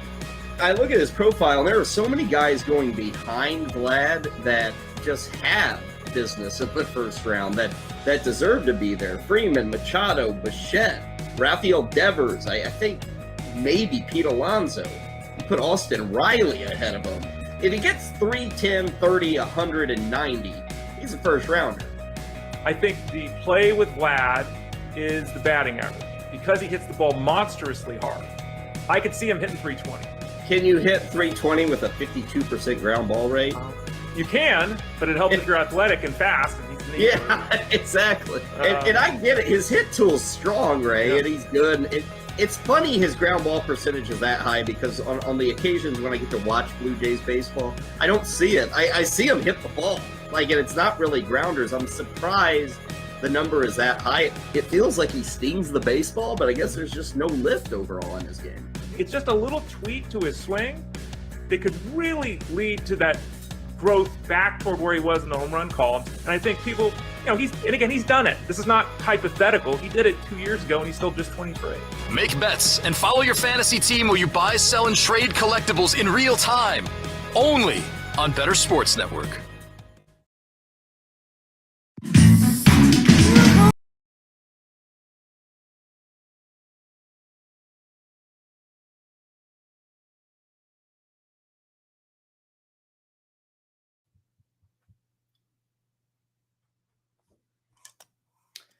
And we welcome you back into Lunch Money. Kyle and Ray moving along on this Friday. Thank you for joining us here on the Bettor Sports Network. And you know this if you've been with us for a while. What do you know? We love contests. We love giveaway prizes.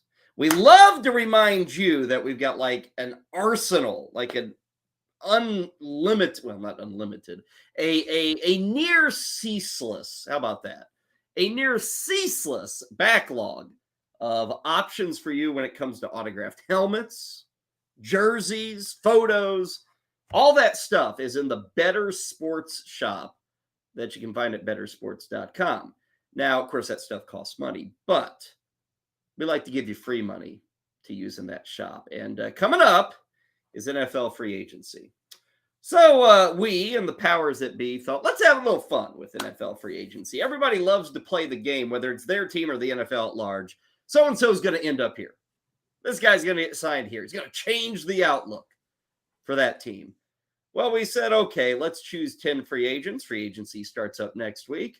Let's play a little game. So right now, if you go over to bettorsports.com/game, singular game, bettorsports.com/game, we have got a free agents predictors contest. And the prize is going to be $250 that you can spend in the Bettor Sports shop. I think you have until maybe next Monday night to get signed up and qualified. Free agency begins like early next Wednesday morning. I don't know. They got all sorts of weird times.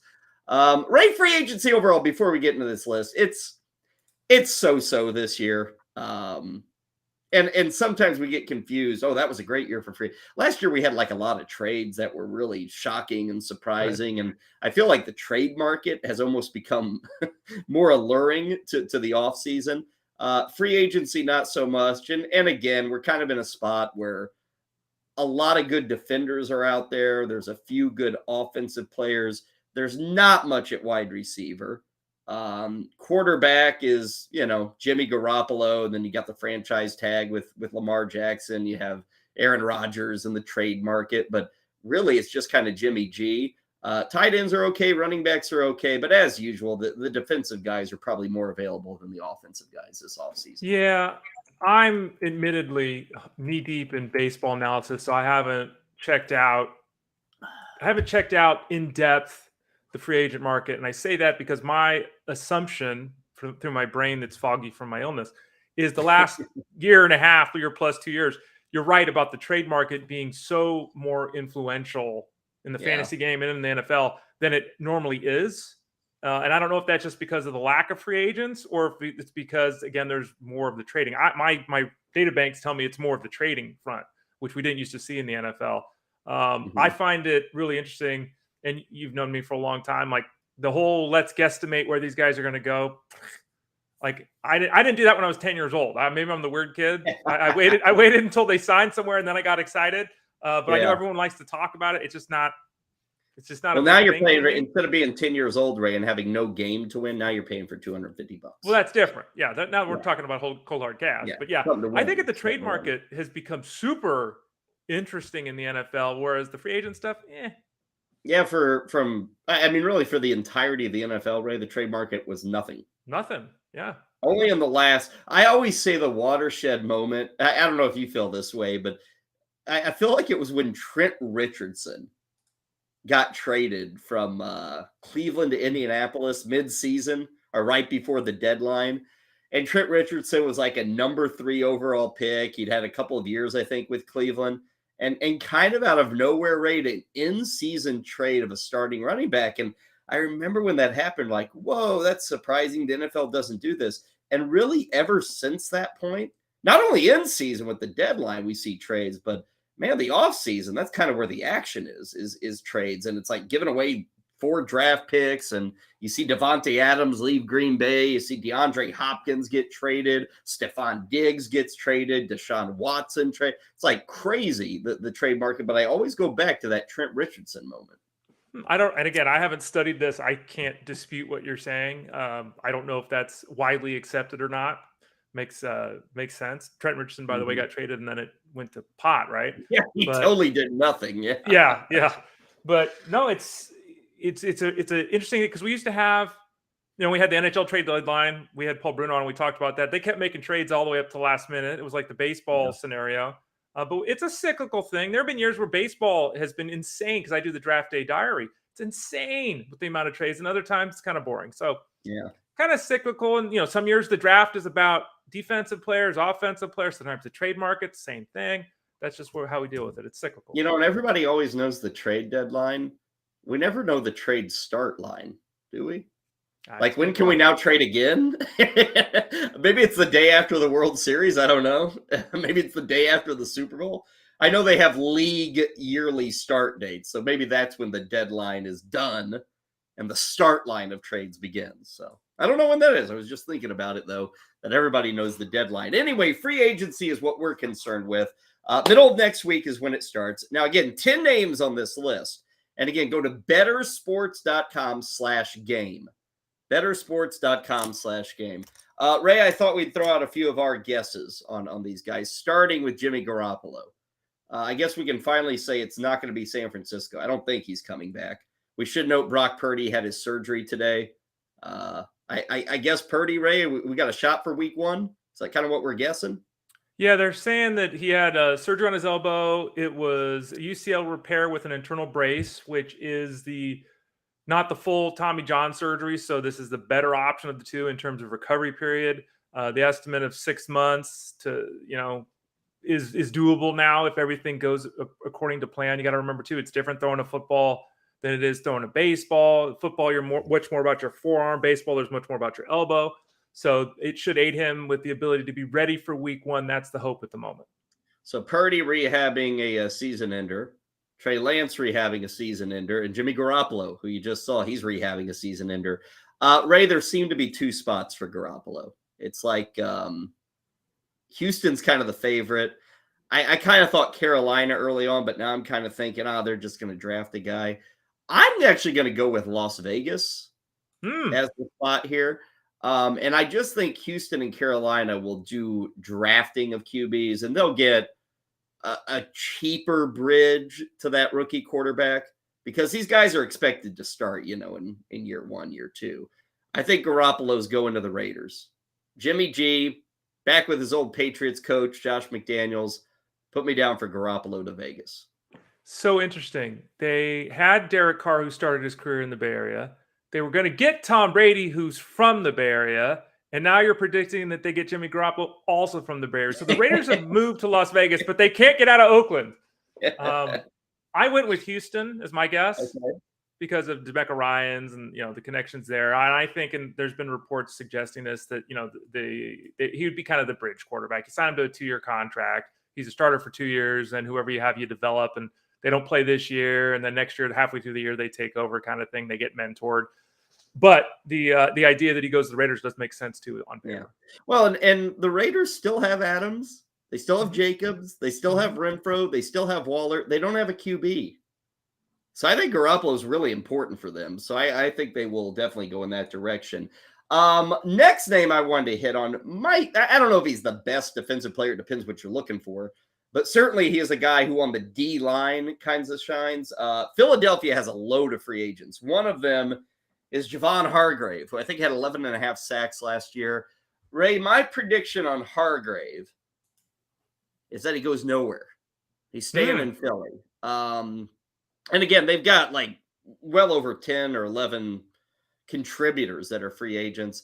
I think this is one they will keep. Their D-line was so influential in their run to the Super Bowl last season and their success last year. I think they'll give him a lot of money, keep him in Philadelphia. I'm thinking that the splash signing that the Raiders make is him. I will admit I'm not the big IDP guy, so I don't have any necessary insight here as to why that doesn't make any sense. It just, to me, on paper, it makes sense. I don't think the Raiders are doing anything splashy at quarterback. They got to do something. Now, bringing back Josh Jacobs obviously helps the fans, but you lost your quarterback, right?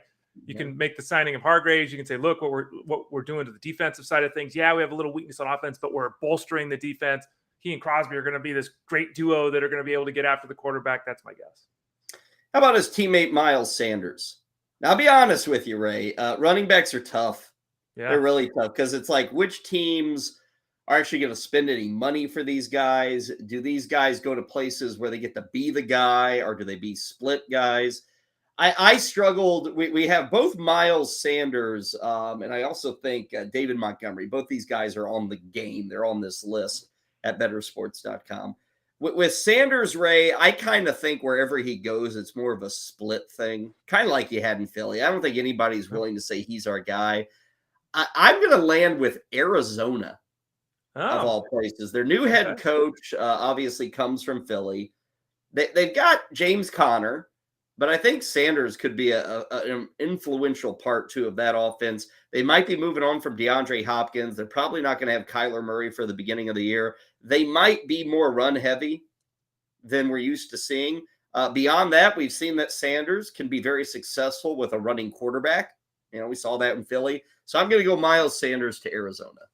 Yeah, I think he can be very successful with the running quarterback, which is why he's going to Buffalo. He's going to work with Josh Allen. He's going to replace Devin Singletary. This is going to be because Sanders is going to want to get big contract. He's not really going to get it. He's going to look around and be like, all right, this is a fair contract. Give me a team that's got a chance to win. So he'll maintain that guy in the backfield that can help him out. Hopefully, in his case, right, the quarterback will only have half as many touchdowns, giving him a chance to get in the end zone a little bit more. And as much as they like James Cook, I don't think we talked about this. I don't think they want James Cook touching the ball 18 times a week. Wherever he lands, right, Buffalo, Arizona, somewhere else, is he probably an RB3? I mean, is that what we're saying? I mean, Miles Sanders had a good year in absolutely. 2023, but if you go somewhere new and you go somewhere where it's a shared backfield, is anybody going to take him as an RB2, you think? Yeah. Tough. I mean, in the like, if he goes to the Bills, and the Bills are gonna, if they sign him hypothetically, they're gonna talk up James Cook. We've seen Sanders have some success as a pass catcher, but there's been other times where he's basically been a first down, second down guy too. They'll probably get James Cook a lot of third down work. Cook will be the guy catching pass. So yeah, it'll be back to the Miles Sanders, the 14 touches a week thing, and then it's like, well, then we got to talk about Josh Allen stealing some touch. So yeah, it'll depend. He deserves more respect than he's probably going to get, because, like you said, he had a great season in 2022. Yeah, but it's almost like, what's he have, 5 years under his belt? Like, how much is left with Miles Sanders? And that's the conflicting issue all the time with these running backs. Out wide, Juju Smith-Schuster. Ray, give me a landing spot for the veteran receiver. It's close to home, Kyle. It's Kansas City. He's not going anywhere. He's going to stay there. They need him. Like, they've got all the young guys, and Sky Moore and McCole Hardman's on the outs, right? And Marquez Valdez-Scant. They don't have anybody, right? They don't. And, Tony and all that. They need a guy that can catch 5 passes a week. And as inconsistent as he was this season, in the end, that's basically what he did. He'll return to catch passes from the best quarterback in football. I'll have him go east, Ray. Okay. The New York Giants. The New York Football Giants. They got their running back. They got their quarterback. They have some receivers, but overall they need help. They're getting ready for Kenny Galladay. Sterling Shepard is finally gone. They've had other guys flame out. We did see some life from a couple of young players last year, but I think Juju with the Giants. That's going to be the call here. I mean, Daniel Jones completes 16 passes a week, and 6 of them are always to the slot receiver, right? Like that. Going back to Sterling Shepard. Sterling Shepard caught 5 passes every game he played. He just never played. That would be an intriguing landing spot for Juju. Agreed. Yeah. One more, we'll go defensively. And again, we got a list of 10 at bettersports.com/game. So you've got 10 players, some more offensive, defensive players. Middle linebacker, Tremaine Edmonds of the Buffalo Bills, Ray. And it's wild. I was looking at his stats, because again, we don't do a ton of defense, but the dude has really never missed a game. He plays every single game. And so many of these guys entering free agency on the defensive side, they're playing every single game. Like, they've had good health. Like Jesse Bates with Cincinnati, really good health. Tremaine Edmonds, really good health. Ray, I'm going to put him with the Detroit Lions, making a big splash on the defensive side of the football. I think they've got their offense in play. They've got a load of money, too. Detroit has a lot of money to spend on free agency. They're knocking on the door of the playoffs. I think the NFC North is pretty open this year. Ray, I think this would be a statement signing by the Detroit Lions organization. So I'm sending them to Detroit. I wanted to say that they were going to keep him in Buffalo, but Adam Schefter tweeted out that, was it yesterday, 2 days ago, that it's unlikely it's going to happen. So I mean, Steelers. What about the Steelers? That's my guess. They got a tradition on defense. Devin Bush and Robert Spillane are free agents coming up. Miles Jack may not be back with the team. Steelers. That's the way I'm going. Okay. So those are a few of ours. How about yours? bettersports.com/game. You've got a few more days, and we'll talk about this more on Monday, but you got a few more days to make your calls. And again, the winner does receive a $250 gift card to the Bettor Sports Shop. So again, go to bettersports.com. You can click on the game section, and you're set to go. Totally free to enter, by the way. And you're welcome to steal some of our ideas, some of our predictions. We didn't give you all of them, but we did give you a few there to kind of whet the appetite, if you will. Elsewhere in the NFL, we'll hit you some quick notes here. We got the news this morning, Ray, that a topic you and I broached a little over a week ago came true today.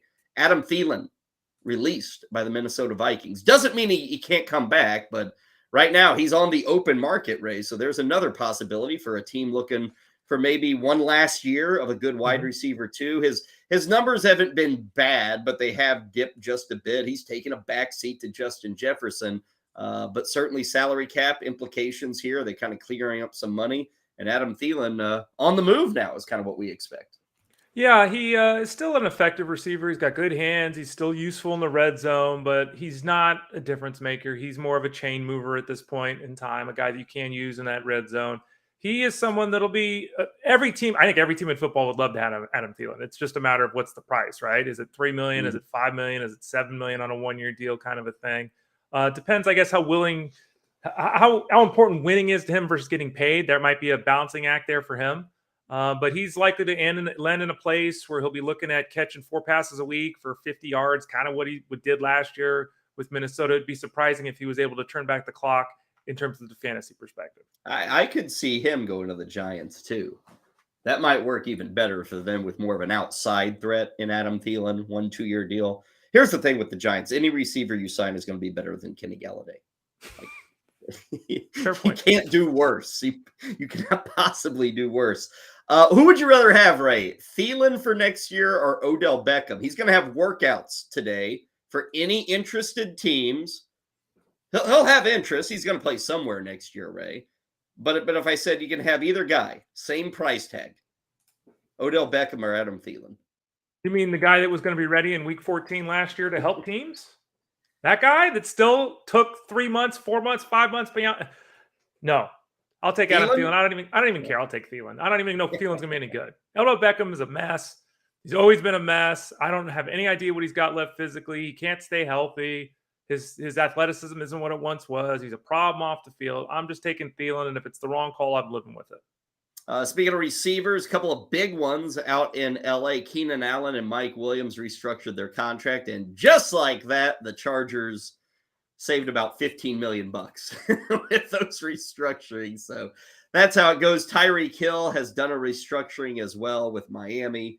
Give them a little wiggle room. There was a rumor going around that Matthew Stafford was on the trade block. I think that was Mike Lombardi, the former NFL executive, who honestly doesn't have a very good track record with things like this. But Ray, he was saying that the Rams were shopping Stafford. The Rams came out and immediately, whether you believe him or not, they said, "Hell no, it's not happening." So, yeah, and I mean the thing over Pro Football Talk. I guess that the way the contract is structured for Stafford, there are problems coming for the Rams. It's going to be big numbers, but I don't know. I mean, are they going to go to Baker Mayfield again? I mean, if they want to have a respectable team, they've got the quarterback to do that in Stafford. And just so you know, we mentioned it earlier. We'll mention it again. That Jets-Rodgers marriage might happen as soon as this weekend. Jets are optimistic that they can yank in Rodgers. They met with him earlier in the week, and that seems to be the most likely landing spot. But first, we have to wait for what his spirit tells him. I assume he wants to play. He had the Jets all the way out to California to meet with them. So he wants to play somewhere, I guess. His spirit or Kyle or his spirit animal? I've given up, Ray.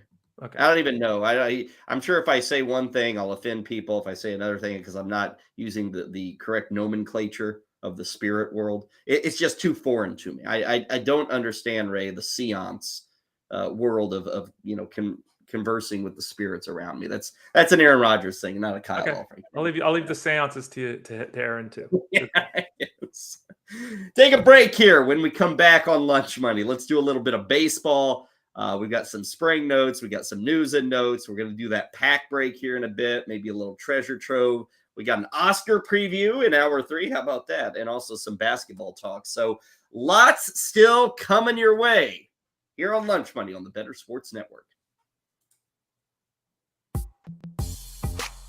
Let's talk a little NBA, because I found it interesting yesterday with those that are now all of a sudden going to be critical of Nikola Jokic and what he's accomplishing this year for the Denver Nuggets. As Denver is the top seed in the Western Conference right now, they've won 44 games so far during the course of the NBA regular season, and Nikola Jokic is well on his way to being a three straight time NBA MVP in the regular season. He's been remarkable. He's averaging a triple-double, nearly 25 points per game, over 11 rebounds a game, and 10 assists per game.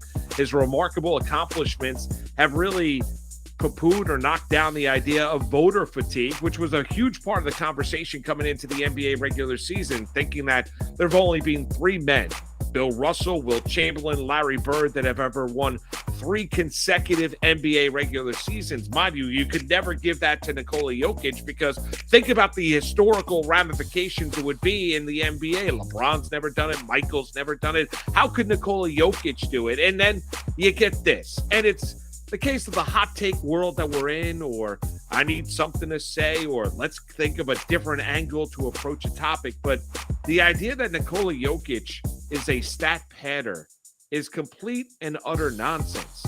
I mean, you've had one person after another come out saying Nikola Jokic is not looking at his stat line during the course of an NBA game. He's not focused in on whether or not where his rebounds are, where his assists are in any particular game. He's having an historic season. He's shooting nearly 64% from the floor. He is being economical in the way that he's going about his business offensively. He's distributing the basketball. He's also been a willing rebounder as well. Why be critical of something that we're watching, which is historic?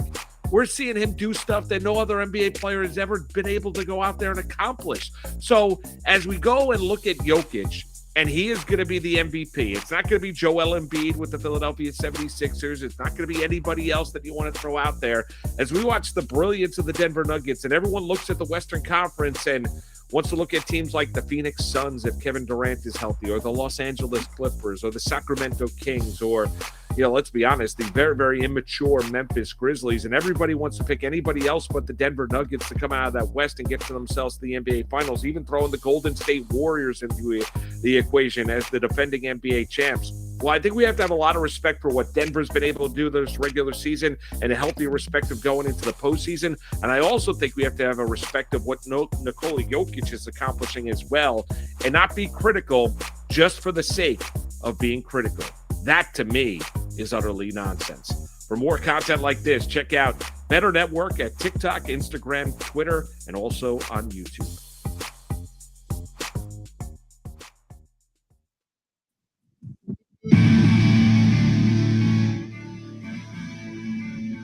Lunch Money, where we don't take your money, we make you money. Now back to Kyle Elfrink and Ray Flowers. End of the weekend. That is the plan, but we still have a little time here on Lunch Money before we fire up this weekend. Ray Flowers is back and nearing 100%. Not totally there, but he is nearing that 100% spot. He's probably in better shape and closer to 100% than Fernando Tatis Jr. Tatis Jr., Ray, is 0 for spring right now. 0 for 16 to begin his Cactus League in 2023. Yikes. He's got plenty of time, though, to get ready because he's going to miss the first 3 weeks after his cream. Yeah, I got a newsflash. He's going to be 0 for April pretty well, too. Yeah, right? So he does have plenty of time. It's a good storyline. I don't think it means anything, obviously, but it's not the way he wanted to start, clearly. And there's so much going on with him that, let's assume he's healthy. Let's assume he's, cleared the stuff off the field. Like, there's so many layers to this. He's got to get back to playing. And when he's got to know at some level he screwed this up, because everyone in his life has probably told him the last 6 months, dude, you're on the precipice of blowing this. It's a lot of pressure, right? Mm-hmm. Maybe he didn't feel any pressure before and he just played. Now he's feeling the pressure. So there's a lot going on there, but in the grand scheme, 16 at bats, it doesn't mean much. Yeah, I don't think anybody's going to be dropping him, raising him, nothing like that. Gunnar Henderson, another guy with a lot of height, is hitting 118. He's the young third base rookie prospect with the Baltimore Orioles. He's going to be there. I would say, Ray, he's going to be their everyday third baseman, and everybody's expecting stardom, so probably no worries here because he's not going to lose his job, but you'd certainly like to get the confidence up there and going. One guy who does have a lot of confidence, Jason Dominguez with the New York Yankees, 3 home runs now in the spring. He's also 7 for 16. You think we'll see him by midseason, Ray? You think he's up with the Yankees? They do have prospects coming up.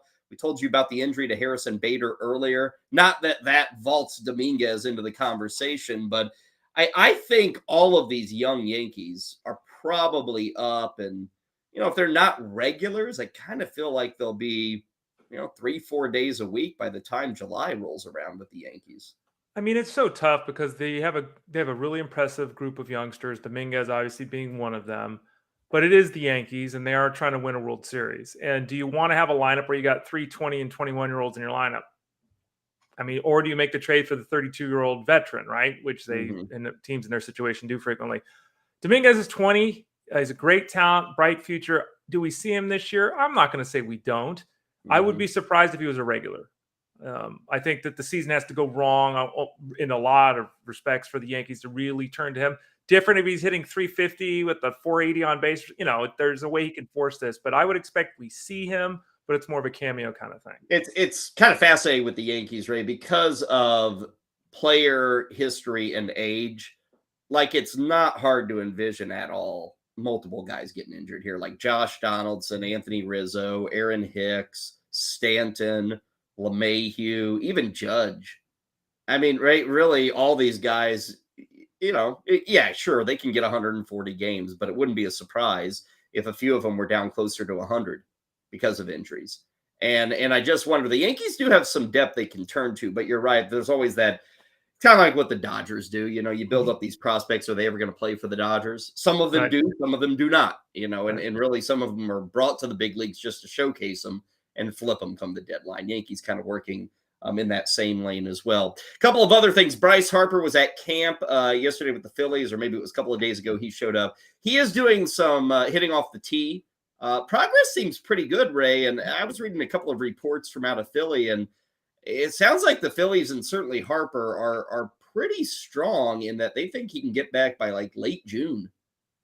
So maybe it's not post All-Star break. And there were even some teammates, and they didn't quote these teammates, but it was kind of mentioned in an article I was reading that his teammates think that he'll be back well before that point. So I can't draft on that news, Bryce Harper. I'm still going to treat it as I'm not going to have him till July. Right. He's going to have to be my UT guy. I can't use him in the field. To me, he doesn't really work. And a guy like Harper doesn't drop. He's too big of a name to drop, really. So I probably won't have many stakes in the Bryce Harper game this year. Yeah, we wouldn't have seen him much last year if we didn't have the DH. DH allowed him to play 90 games. He only was in the field for 8. So to Kyle's point, he's not likely to qualify in most setups as an outfielder. But having the DH allowed him to play last year and allowed him to return much earlier this year because there obviously will be much less pressure on his throwing arm because he won't have to do it. So I think that the safe play is to do as you suggested. Expect half a season and figure out where that fits for you. Dollar wise, round wise, and don't exceed it. If he comes back sooner than that, okay. But again, this game is difficult, and there are setbacks that happen all the time. And it's Bryce Harper, and he's still only 30 years old, and he's still got a 172-year contract. They're going to give him an extra month if he needs it, right? So I would expect half the season for him and not draft him past that point. A couple of other things. One with the Phillies there, Ranger Suarez, his teammate, suffering a side injury, and he has removed himself from the WBC.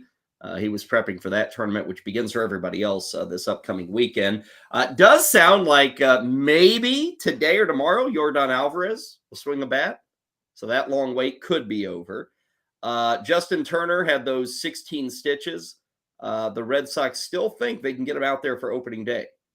So we'll see if that happens. Opening day is less than 3 weeks away, by the way. Felix Bautista, Ray, we haven't touched on him a whole lot. He was a guy down the stretch last year, kind of became a godsend, I think, for some fantasy players. Kind of was a July pickup, an August pickup, and he was great down the stretch. He got saves for Baltimore. They moved on from Lopez. Bautista got the job. He has yet to throw in spring. He's got a knee and a shoulder issue. Right now, they're saying spring debut late next week. So I'll still give him about 2 weeks to get ready. Where do you stand on Bautista? Who, again, if you don't go in early on like a top 10 relievers, Bautista is kind of that next tier. There's uncertainty with the injury, uncertainty with him. We've only seen it for a month and a half. What do you think of Felix Bautista going into the year? It's a team on the up and coming, right? It's a guy who was terrific last year. I think skill set wise and situation wise, it's a thumbs up. Now, the little bit of injury hiccup here, it hasn't really suppressed his value much. He's basically being drafted very similarly to how he has been, so we haven't seen a lot of discount built in there. I think he's on the cusp of being a first level closer, a closer one. I think that's fair. At the same time, doing it for half a season is not a full season. The book is out now, as they say, right? The adjustments will be made, and then the game begins. But I think that skills-wise and opportunity-wise, he clearly looks like the lead in that bullpen, and there's so many situations where we don't know who the closer is. The teams don't know who the closer is. They're going with multiple guys. That if he was, a top 10 reliever this year, I wouldn't be shocked by it, but you got to basically pay that price anyway. Yeah, I would love to give him as an RP2. I don't know if it's going to work in many places, though, but that's kind of the sweet spot for me. A couple of other things. Tony Gonsolin, who injured his ankle in a fielding drill earlier in the week. Opening day is doubtful. They're going to take it really slow with Tony Gonsolin, so maybe the Dodgers will already hit some of that pitching depth. We told you about Bettor with his injury. Carlos Rodon, he's going to start the year on the IL. Garrett Mitchell, prospect outfielder with the Brewers, he comes up with a hamstring injury, so opening day could be in doubt for him. Finally, the Miami Marlins signing a couple of veterans. Yuri Gurriel has found a team, gets a minor league deal with the Marlins. And Ray, they also had Jose Iglesias. So I ask you, does this alter anything or anybody with the Marlins having, not that they're great players, but gosh, you kind of signed these guys to play them, I would think. I don't know. The Marlins, they're trying. I talked about it. I guess you were gone maybe 2 days ago, Ray, and I was talking about the Marlins, and not a lot of people realize how just utterly terrible they were with the bats last year. Like they were last or second to last in almost every offensive category in the National League. They were just horrendous. So they've gone out and added some guys, but it kind of feels like they're just throwing puzzle pieces around now. I don't know if we've got any answers here. They're just kind of hoping one of these veterans kind of clicks for them. Well, Gurriel and Iglesias in Florida is a good PR move too, right? So that's part of that. But I think that you look at the way the team is currently constructed, and you've got Garrett Cooper as your first baseman. He's always hurt, right? So having someone else that can play first base there is good. Now we're talking two right-handers, so it doesn't solve anything that wise, but he's there. You look at the way the team is currently constructed, and it's probably Joey Wendell at shortstop, who's a good player, but he's not a guy that you want to give 500 plate appearances to really in most instances. So now that's not going to happen with Iglesias there. So I think it's good signings for the team. I think it messes up any hope for Cooper or Wendell, who's a guy I've always kind of liked. Said, hey, your last guy in the draft, he qualifies at 3 positions. Take this guy. Pretty much takes him out of the running now in a mixed league for that, because I don't know if Gurriel or Iglesias gets 450 plate appearances this year, but they're going to play. So we're probably going to see a lot of mixing and matching now with that Marlins team. Yeah, it just cuts up the pie more. And again, I don't know if anybody's particularly high on some Marlins. And guys like Jazz Chisholm, who you do like, or, Luis Ariz, I think they're going to play. But it's kind of all these other pieces floating around. And now you have options at shortstop, options at first base. That messes with the outfield, the DH. I get what they're trying to do as a real life team.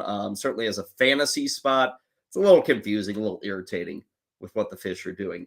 I'll take a breather here. When we come back, we've got a trio of things: Lunch Hunch, Random Reference, and the Treasure Trove on a Friday. All coming your way next, right here on BSN.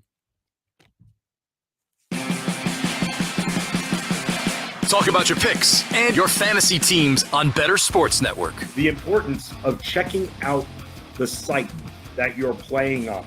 Default rankings of these sites. A lot of times they don't get updated. I know from experience. I used to write default rankings for the NFBKC, the basketball version of the NFBC. I'd write these default rankings in June for the NBA, before the NBA draft, before free agency opened up. And guess what? I was never asked to write an update article or update the default rankings. This happens a lot. Maybe if there's something obvious, it gets updated. Aaron Judge, for some reason, hurts his back. Maybe they make that change. Just maybe. But you don't know that. And that's why it's just so important that you show up to your draft room, or you do that pre-draft prep. We're all busy. We know we're about to devote a lot of time to our fantasy baseball drafts. Why not spend the extra 20 to 25 minutes to invest properly in your team, to go and see which of those players are way down default rankings? They're going to be different on all of these sites, and you're going to be looking at them and going, maybe their analysts think a certain player who shouldn't be in the top 100, who should be maybe even not even the top 200, will be in that top 100. You got to check that out. You got to know where you're playing, just like you got to know your format when you sign up for the league. It's just so crucial, and people just skip right over it. You think it's cool to show up to the draft room 3 minutes before the draft. Well, number one, it's not cool, because the commissioner's trying to make sure it is organized. Especially me, who runs auctions. You can't. It's one thing if someone doesn't show up for the snake draft. Oh well, doesn't ruin it for everyone. Auctions. You can't have someone not show up. Auto bidding, auto auctioning, it ruins the sanctity of those drafts here, which is why I always recommend, hey, make it easy on your commissioner. Don't make them send those texts there. It's annoying. You shouldn't have to do that. Don't wait till the last minute and get in there about 20, 25 minutes before so you can just look up and down the entire default rankings list so you can make a queue out of that, Ron. And the reason I keep saying this is because people still show up 2, 3 minutes before the draft, and that's it. In fact, in one of my auctions, people were asking me where certain players were, and I go, did you search their name? No, I just got in. Well, that's no excuse right there. That's your own fault. I mean, you're organized, so when you're a hard person to ask here. You're getting those questions. This is your preschool league, right? People don't know how to search player names. People freak out. They don't think. That's the problem. Because they show up 2 minutes before the draft. That's why. The Playbook with Fensty and Ronis, presented by FantasyAlarm.com. Weekdays at 5 Eastern on Bettor Sports Network.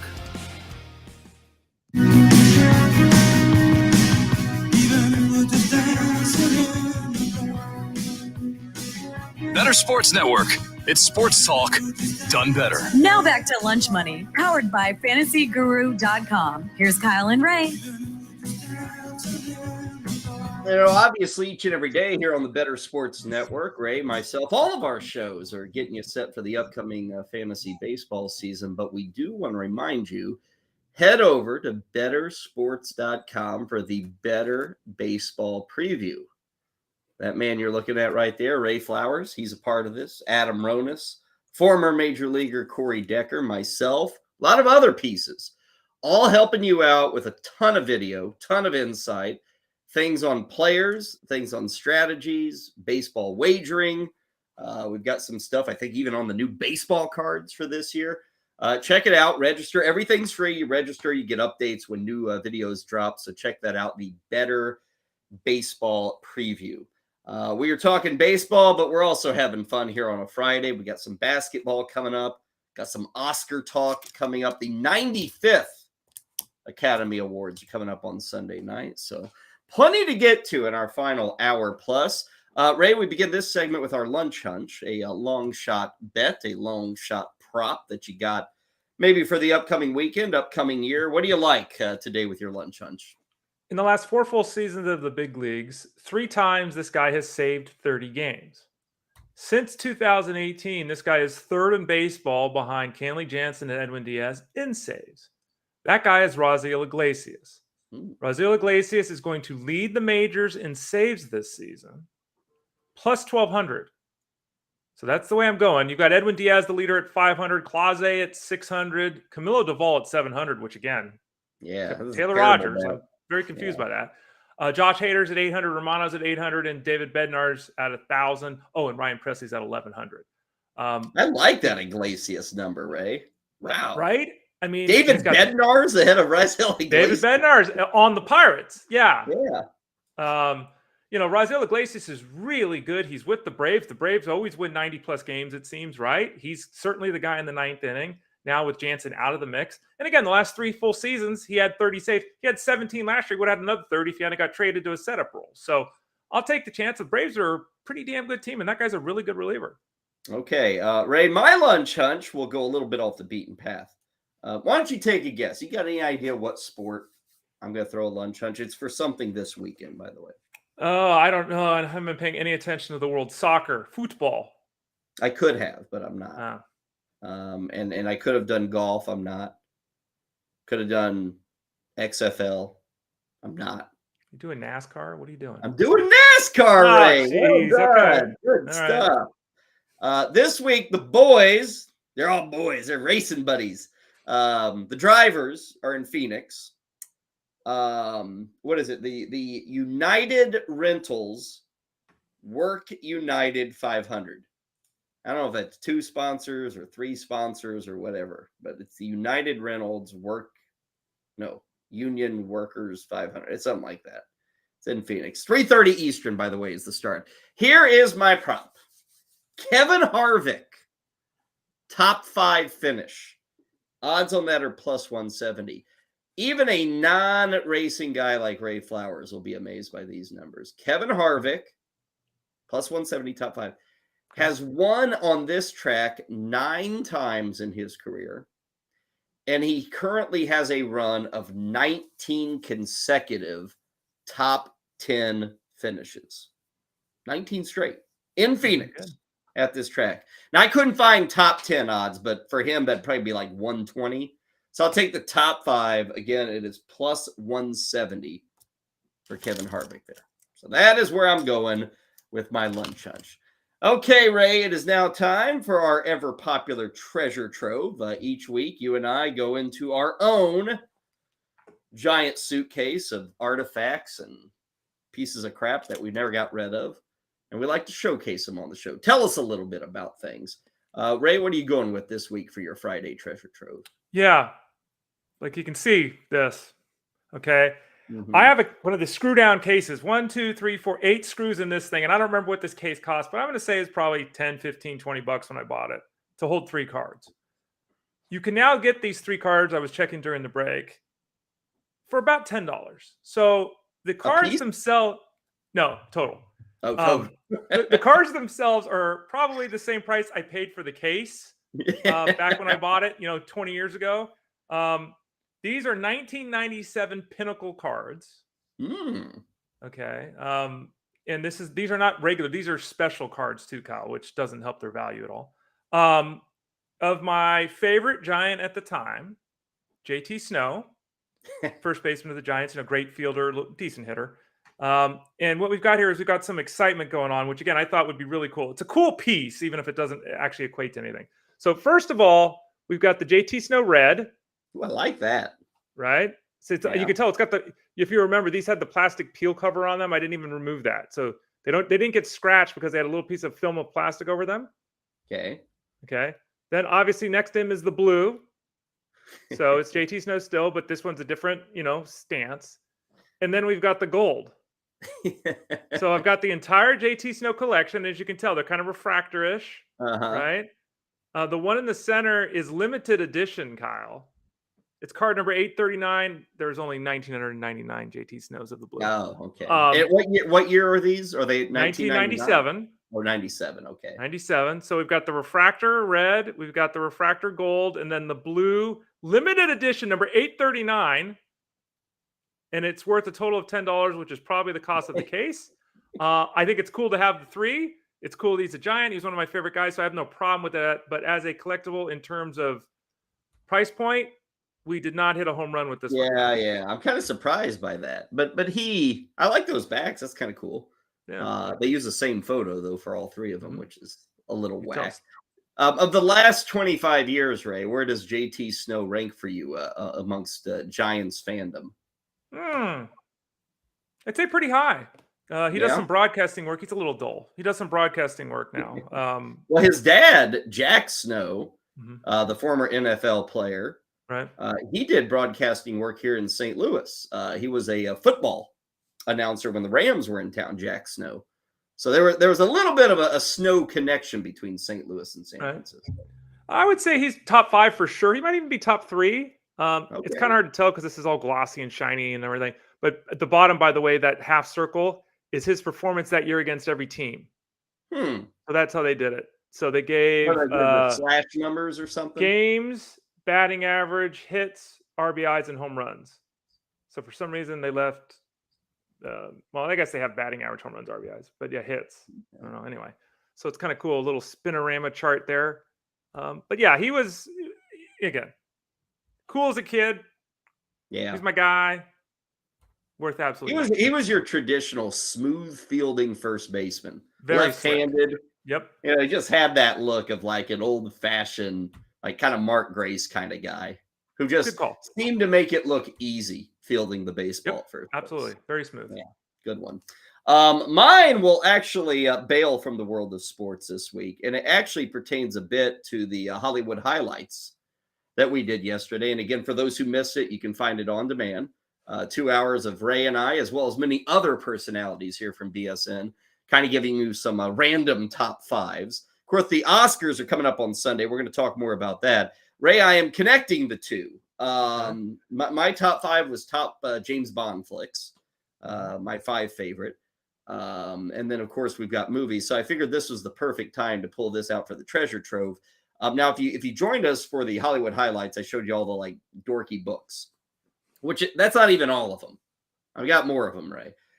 Here is something I picked up back in August of last year. Me and my wife were driving through Knoxville, Tennessee, and we stayed a night in Knoxville. Loved Knoxville. It was a great time. They had a poppin' downtown. You know, it's a good college town, all that good stuff. They've got a lot of unique shops on their main stretch there, kind of through the old part of downtown. And one of these shops, Ray, I was just looking through things. My wife was doing some shopping, and I was just kind of rummaging around.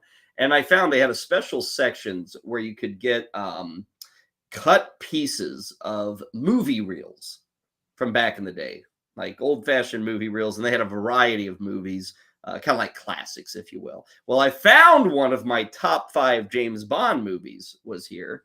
So, Ray, I think this finished number 2.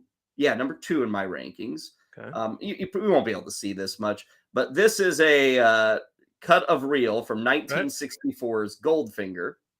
It's a 35 millimeter.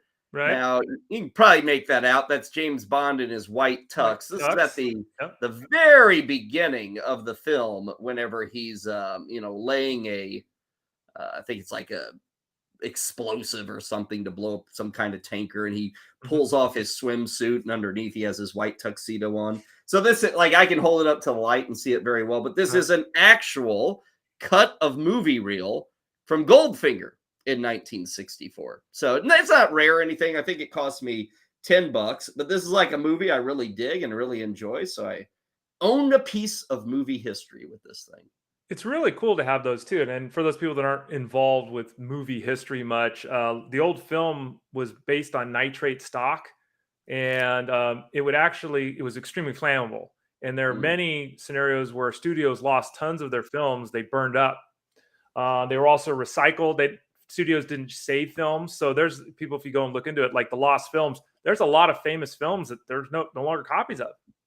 Or there's incomplete copies because they didn't store this stuff. There wasn't a DVD, a CD, Netflix market that anyone envisioned in 1932. You showed it in the theater, and maybe you showed it 2 years later, and that was it. So the older films in particular are extremely rare. And even something in the 60s like that, I think that's super cool. Other people might see that and be like, to me, that's super cool, Kyle. So I really appreciate it. Another thing, I had a buddy who, back when we were in high school, he worked at a movie theater. That was his high school job. Mm-hmm. And this was when all of it, I don't even know. I guess movie theaters still do reel to reel. I don't know. Maybe not. A lot of them have gone digital. Digital, yeah. Yeah. And, it's just easier to deliver and cheaper and all that stuff. But back in like the mid to late 90s, we were still doing reel to reel. And he was in charge on a lot of movies of switching the reels. Mm-hmm. It's like people didn't know this, but like within the movie, the camera would actually switch because let's say your movie's an hour and 40 minutes. I don't know, the reel's 60 minutes long, so you got to fill those last 40 minutes. So, you got to time it to where you start the new reel and nobody misses anything. But he would always, like, if people had a movie they really liked, like, he'd go in there and he'd cut, he'd snip. He would snip it? Oh, Kyle, he's one of those guys. And I didn't know this, you can pull out like this size and, stream it back together. You will never notice. If it's done correctly, you'll never notice it because this is like maybe a 20th of a second. Of the film, what I'm showing you right here. So you can cut these and then you reattach them with tape or whatever you have, which sounds so barbaric, but that's the way you did it. Like I remember even editing radio stuff, Ray, on reel to reel. And let's say Ray misspoke on an interview and I wanted to eliminate those 2 seconds or get rid of an or a cough or something. You physically go in there and you cut the reel and then you tape it back together. So that piece is missing. And you can do that with movie flicks too. You won't even miss a second. You can cut it in half. You can share all these. But again, I don't even know if they do that anymore at movie theaters. I think it matters. The theater, it matters. The movie. Yeah. But yeah, I think it's 24 frames a second. Kyle. Is that it? Yeah. So if you've got like 4 frames there. So like you're saying, it's not even a half. It's 1/6 of a second. No one would notice. Yeah. But yeah, you're not supposed to do that. Your buddy was that's thievery. Oh, Ray, nobody noticed. I remember I got one of Vegas Vacation. Oh, wow, that's vacation, Drew. Yeah. Yeah, it was Clark and Cousin Eddie sitting at Okay. the craps table. Right. Yeah, it was great. Classic. But anyway, that is my treasure trove from the number 2 best James Bond movie of all time. If you'd like to know number 1, you got to check out the Hollywood highlights. By the way, Ray, that movie you were wondering what I was on Her Majesty's Secret Service. That's the one. George Lazenby. There you go. Yeah. Okay, break for us. When we come back, we are into our 3rd hour of action right here on Lunch Money. And we will start it by talking a bit of college basketball. Mike Holland, Green Screens Media. Those guys have been joining us each and every Friday for the past few weeks. It's March Madness time, baby. We're in March. We got conference tournaments. We got Selection Sunday 2 days away. We'll get the latest from Mike and start getting you to think about the upcoming brackets. You will no doubt be filling out next week. We're doing that next right here on Lunch Money. Network. Collectible moments. Everybody up here at U.S. Cellular. Sox 5 runs, 6 hits. The 2-1 to Bartlett. Swing shot to short. Ramirez has it, throws. Burley picks the perfect game. His second no-hitter. People going crazy here at U.S. Cellular. He's mobbed by his teammates. A perfecto. Now there's a steal by Bird. Underneath the DJ, lays it in.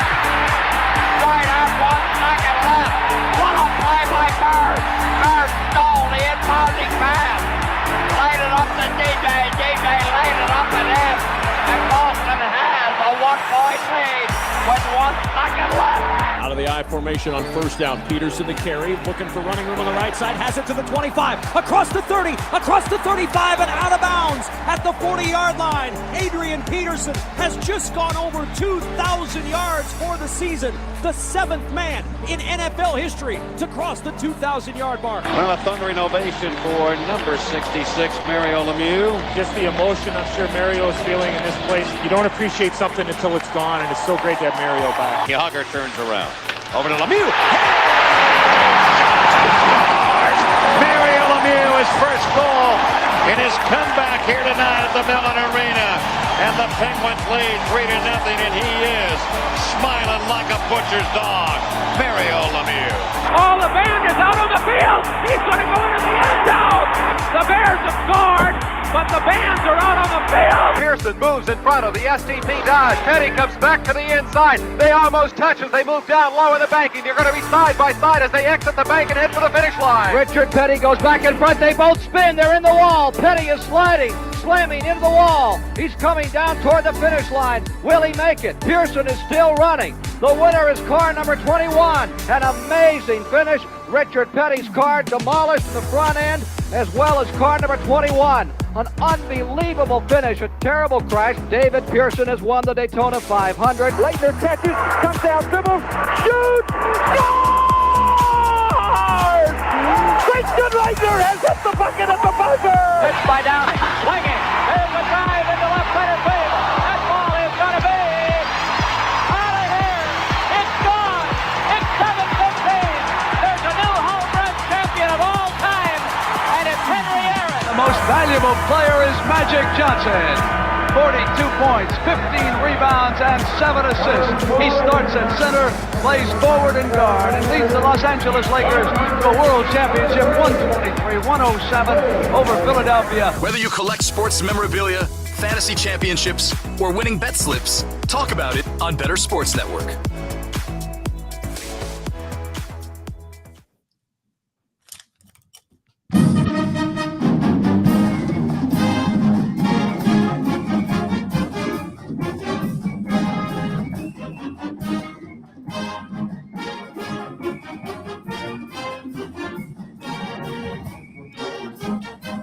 Getting you in the spirit. You'll be hearing those songs a lot. Even Ray Flowers, maybe his pulse quickens just a bit. It's fun times, Ray. March Madness, baby. Catch the fever, Ray. Come on. Catch the Never fever. have. Yeah, never caught it. You're too busy with baseball.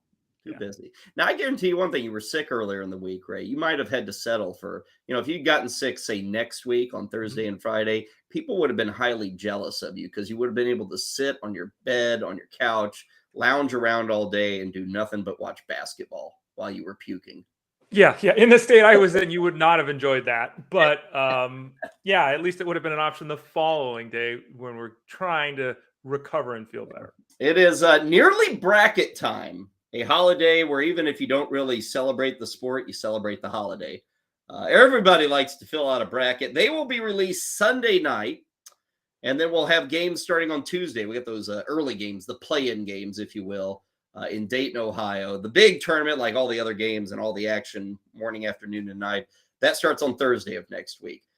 We will be previewing the tournament after we get these brackets. Today, we got to tell you what to follow this weekend. Joining us back with us on the show, Green Screens Media is where you can find him. Mike Holland returning to things here at Lunch Money to talk about the craziness, the excitement, all that good stuff. Been a fun week already with a lot of conference tournaments going on. We'll have championships decided tomorrow and Sunday. Mike, a pleasure to see you. Has your entire week been like nothing but watching basketball thus far, Mike? Yeah, it's been amazing. I've been watching basketball right before I came on, watching Purdue try to hang on here against Rutgers. So, yeah, it's definitely exciting times, ready for Sunday. Yeah, I got the Big Ten tournament in Chicago. I saw Houston's playing right now. They've got a tight game, actually, at the half. They're up by just a bucket. You know, I talk about Houston and stuff, maybe even Purdue. Number one seeds, we get 4 of them, one from each region. In your mind, are they settled at this point, the 4 number ones, and who are they? And if not, what do we have needing to happen over the coming days, I guess? Yeah, for they are settled. I think you have to give Kansas the number 1 overall seed. Houston right behind them, Alabama at that 3rd overall seed, and then for me, it's UCLA. I'm just not as high as Purdue, as a lot of people. I'm just not as high as the Big Ten. We've seen in the last couple of years them get a ton of teams in, and it's just been kind of a disaster. So for me, it's those 4 up at the top. Texas is kind of interesting, hometown Texas here. If they win the Big 12 tournament and say Purdue, it looks like they're going to squeak past here against Rutgers. If Purdue had lost today and Texas won the Big 12, there could be an argument for Texas to be a number 1 seed. But yeah, I think for me, it's really the battle between UCLA and Purdue. So if UCLA were to fall, tonight against Oregon, then Purdue has a chance to kind of slide back in there for me. But it's going to be a tight one for that last number 1 seed. Mike, moving down from the 1 to the 2, if we were to say the number 2s, who's the best number 2? Yeah, a team, a favorite there? Yeah, I got to go with my Longhorns. They're great defensively. Have really shined on the offensive end. Just a very well-rounded team. A very good guard play. I'm high on them as well as Arizona. Arizona kind of fell off a little bit towards the end of the year here, but looks like they're coming back here. As well as Tubelis, the big man, putting up some pretty big numbers here lately. So really liking Arizona. The 2s are probably locked in as well. Baylor. I struggle with them. They're struggling defensively, especially with the backcourt. They're having trouble defending teams' backcourts, and that's not really a Scott Drew-led team. So it's a little bit interesting. They're more offensive minded with the Keontae George kid that should be a lottery pick. So they're really going to have to get it going offensively in the tournament. They're probably, depending on their draw, they're probably my favorite to be bounced early out of the 2s right now. Talking to Mike Holland of Green Screens here, talking a little NCAA basketball action here on Lunch Money. And we're in the semifinal round, Mike, in a lot of the conference tournaments, ACC, SEC, Big 12, Pac-12, all these kind of things. Which teams have the most on the line heading into the weekend? Are there any squads you can highlight there that kind of got to have a lot of things go right here or we're going to be in trouble? Yeah, I look out west, the Pac-12. This has been an interesting league this entire year. It looks like we have 3 in, right? We've got Arizona, we've got UCLA, and then USC, even though they were 8, it was between USC and Arizona State for that 3rd spot, but there could be a 4th spot opening here. So right now, Lenardi has Arizona State in the tournament as the last team in, which is pretty interesting over an Oklahoma State team that I think is deserving of getting in. Both of those teams are Arizona State and Oregon, who's also trying to play their way in from the bubble. They're both in action. They're playing the 1 and 2 seed, UCLA and Arizona tonight. So if Arizona State beats Arizona, it's going to be really hard to keep Arizona State out. Oregon has to win the Pac-12 tournament to get in, I believe. So there's going to be some great action out there. You slide over to the ACC. Clemson If they beat Virginia, they're going to have a very strong case for getting in after dispatching North Carolina State, who is going to be one of my kind of surprise. They've been my surprise team all year with that backcourt with Jarkel Jordan and Tre'Quavion Smith, but they don't match up well with Clemson. Clemson has bigs that can get it done. So this Clemson-Virginia game could be maybe a play-in type scenario for Clemson. And then I look at the SEC, Vanderbilt. What a surprise. Jerry Stackhouse done a great job here. They're going to match up against Kentucky, who they beat not too long ago. If they win this game, they're setting themselves up to be a sneaky team come Selection Sunday. And then my favorite outside of the Power Six, it's going to be Conference USA. FAU, they feel like they're in Florida Atlantic. They've done enough already this year. But UAB and Toledo are going to play in the semifinals. I believe FAU is going to take down this game here in just a little bit. And if UAB or Toledo wins that, FAU is probably going to get in, and either UAB or Toledo could be a bid stealer to make it tough for one of these teams on the bubble to get in. You know, you talk about Clemson. I think they finished third in the ACC, and like other years, you'd say, "Oh, you're in," but I guess not this year in the ACC. We all know the story with North Carolina. I guess Carolina's done, right? There's no hope for them to make the tournament, right? Yeah, the committee would have put them in if they beat Virginia last night, and no Baycott, they just couldn't get it done. What a crazy year that was. Yeah, going from number one in the preseason to, in effect, out of the tournament. Again, Mike Holland is with us. Green Screens Media is where you can find him. I did want to ask, we all get fired up about teams getting in and then seeds and then upsets and all of that. Do you care a great deal about seeds? Like, are they critical to how you feel about a team? Because it's one to say I like this team, or I think they're a solid seed. Like a Texas, you love them at 2. But if you look at that side of the bracket and you just don't like it, will you fade kind of that like or that thumbs up on Texas just based off the seeds and the matchup? Yeah, I will actually look at the bracket, the way that it's set. There are some mid-majors that are coming in here that are going to be very, very dangerous. Or Roberts, FAU is not one to joke around with. So you're going to see some teams that are going to come in here and, styles, they're everything in college basketball. I mean, we still have teams playing 2-3 zones, right? We have teams, that play full court press. I mean, so, finding the matchups and where teams can take advantage from the mid majors, Colgate's number 1 in 3-point shooting. They're going to be in the tournament, even though they're terrible defensively. If they just catch fire from 3, they could be a team that could bounce a 2 or a 3 seed. So yeah, I think it really depends on the matchup that I look at. This year, more than any year with the COVID year, I mean, there's just a ton of really good and older teams, really good older teams right now. Yeah, 3-point shooting, a great equalizer. If he can get hot at the right time, he can pull off those upsets. Should note tonight over on YouTube, they do it pretty well every Friday night, 11 o'clock Eastern. Green Screens Media talking a ton of hoops. So they'll have the results from today with all these conference tournaments, previews of the conference championship games, which are coming up on Saturday. And then I'm guessing next week you'll be pretty busy leading up to the tournament, right? Absolutely. It's the craziest. The playing games are on Tuesday, Tuesday night and Wednesday night. It's absolutely crazy, but it's a fun time of the weekend. It's one of the greatest sporting events that we have all year. Yeah, certainly. So Syracuse isn't going to be a part of it this year. And I guess Jim Boeheim, his career is pretty well concluded. Couldn't believe it, Mike. 47 years. 47 years at the same school. He announced his retirement. Maybe there was a little from both sides to announce that retirement. But when you think of Boeheim, 47 years at Syracuse, what are kind of the thoughts that pop up in your mind? Yeah, what a roller coaster. But a great career. 33 NCAA appearances. So the guy knows how to do it. But, man, you just look at it. I mean, 6th all-time in wins, had almost 100 wins. I think 101 wins were vacated due to that athletic scandal where the YMCA was paying players. And now that's kind of not a thing with NIL. So it's kind of crazy to see that on his resume. He got prostate cancer. I think it was like in the early 2000s. He dealt with that. It was huge with the Jimmy V Foundation there. And then you had the Carmelo Anthony effect, right? In 2005, they actually knocked out my Longhorns with TJ Ford in the Final Four there to win that national championship. And then the fatal car crash a few years ago with the pedestrian right. I mean, he's still playing the 2-3 zone, which, I mean, there's still a few other teams that are out there doing that. But, it feels like he never really wanted to adjust. He coached his Suns last year. That was a fun story.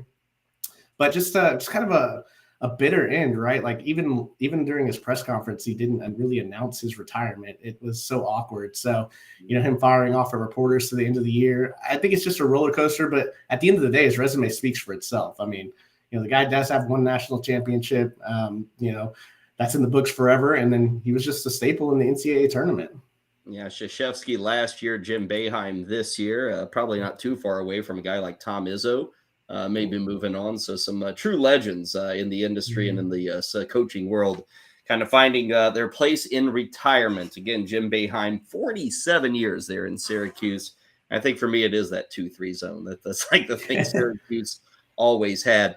Mike, we'll let you get back to the action. Like I said, I know you're busy today following everything in these tournaments. So we'll be tuning in tonight, 11 o'clock over on the YouTube channel. But thanks for the update and kind of the lay of the land going into the weekend. Okay.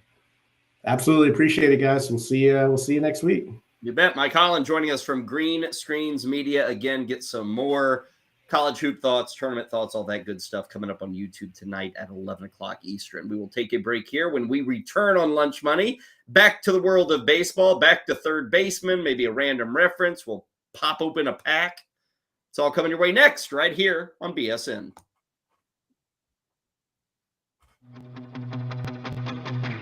Talk sports with Lisa Ann and Rick Kamla, Wednesdays at 7 p.m. Eastern, exclusively on Bettor Sports Network. Let me say something about Tiger. Tiger has had to redesign his entire swing. Tiger has a difference in the length of his legs because of that horrible accident. In golf, there's no hey, you can't walk the greens. You have to take a cart. So I assumed by day 3 on Sunday, the inflammation would start. He took a couple breaks where they take care of his back a little bit. But it is fascinating watching him. So it gave me this thought, is he that skilled at golf? Or is this a mental thing of dedication and determination? He is so dedicated to the sport that no matter what, he's relentless to it. And the dedication and determination goes to the golf, the swing, the playing, the walking, but it goes to his overall health. The average person who doesn't stay in great shape, gets in an accident like that, goes through multiple surgeries, is not recovering and going out there to walk. And that course has some pretty steep inclines, a lot of walking.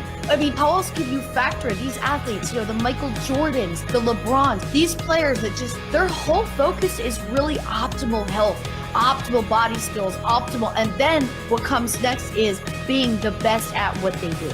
I think you just hit on why Tiger still has that drive. I don't know this. I don't know the man. It could just be love of the game. It could be, I want to make as much money as I can while playing. Could be all this stuff. But LA, a lot of people think Tiger Woods is the GOAT of golf. And I don't understand how you can be the GOAT of golf when you are 3 majors short of Jack Nicklaus. Okay. So LeBron, I don't think he cares what guys like me say anymore, right? He's past Kareem. He thinks he's the GOAT.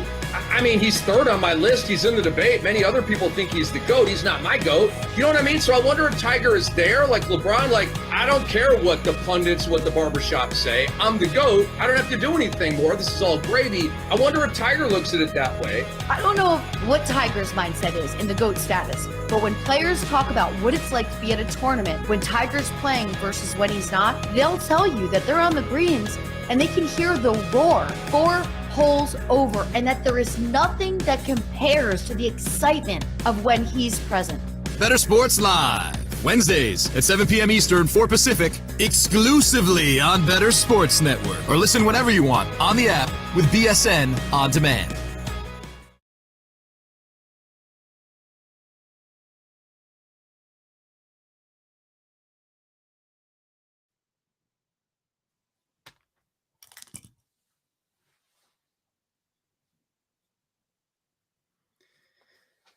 It's a Friday, and it is Lunch Money right here on BSN. Kyle Elfrink and Ray Flowers with you into our final hour, and then we'll send you off into the weekend. I guess we should note Moose and Keith is going to follow us at 3 o'clock, the playbook at 5. Tonight, we were just talking about college basketball with Mike Holland. Tonight's Bettor cast is going to be the Kansas-Iowa State Big 12 semifinal game. If you're wondering what the Bettor cast is, 7 o'clock tonight, fire up your app. Hit that Bettor Sports app and have some fun with us while you watch the Jayhawks and the Cyclones. So you got the game on the tube, you got the app open on your phone, and you're answering trivia. You're making predictions about what's going to happen in the game. All of it we keep score on. And then we give you a prize at the end of the night. So each and every evening, we have a new Bettor cast to share with you. like I said, tonight, the Big 12 semifinal game. Tomorrow is XFL. And then Sunday night, we'll have a little Oscar fun as we will be better casting the 95th Academy Awards. More on that coming up. But now it's time for our random reference, Ray. We go over to baseballreference.com. We hit the random page and see what we get. Did this during the break, and I like this because this is going back to ancient baseball history, like ancient. Okay. 1876, Ray. Okay. Is that ancient enough for you? It's old. This is the 1876 Boston Red Stockings schedule. Which the crazy thing about this, Ray, is you think 1876, like none of us can even guess as to what life was like back then. No. But Ray, like they were playing 70 games in 1876. They were traveling, let's see, to St. Louis, to Cincinnati, to Chicago. Like it's kind of wild to think way back in 1876 you were playing professional baseball in those days.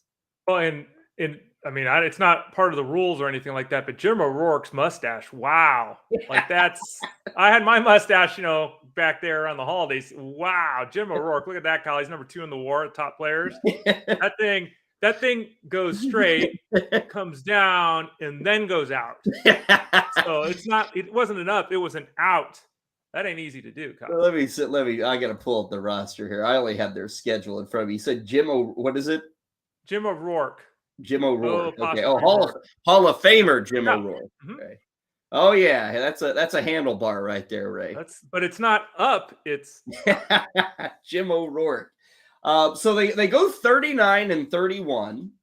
Now a little bit of history. The Red Stockings did not become the Red Sox. The Red Stockings eventually moved to Atlanta. I think they became the Boston Braves, and then they moved to Atlanta. So the Red Sox came later.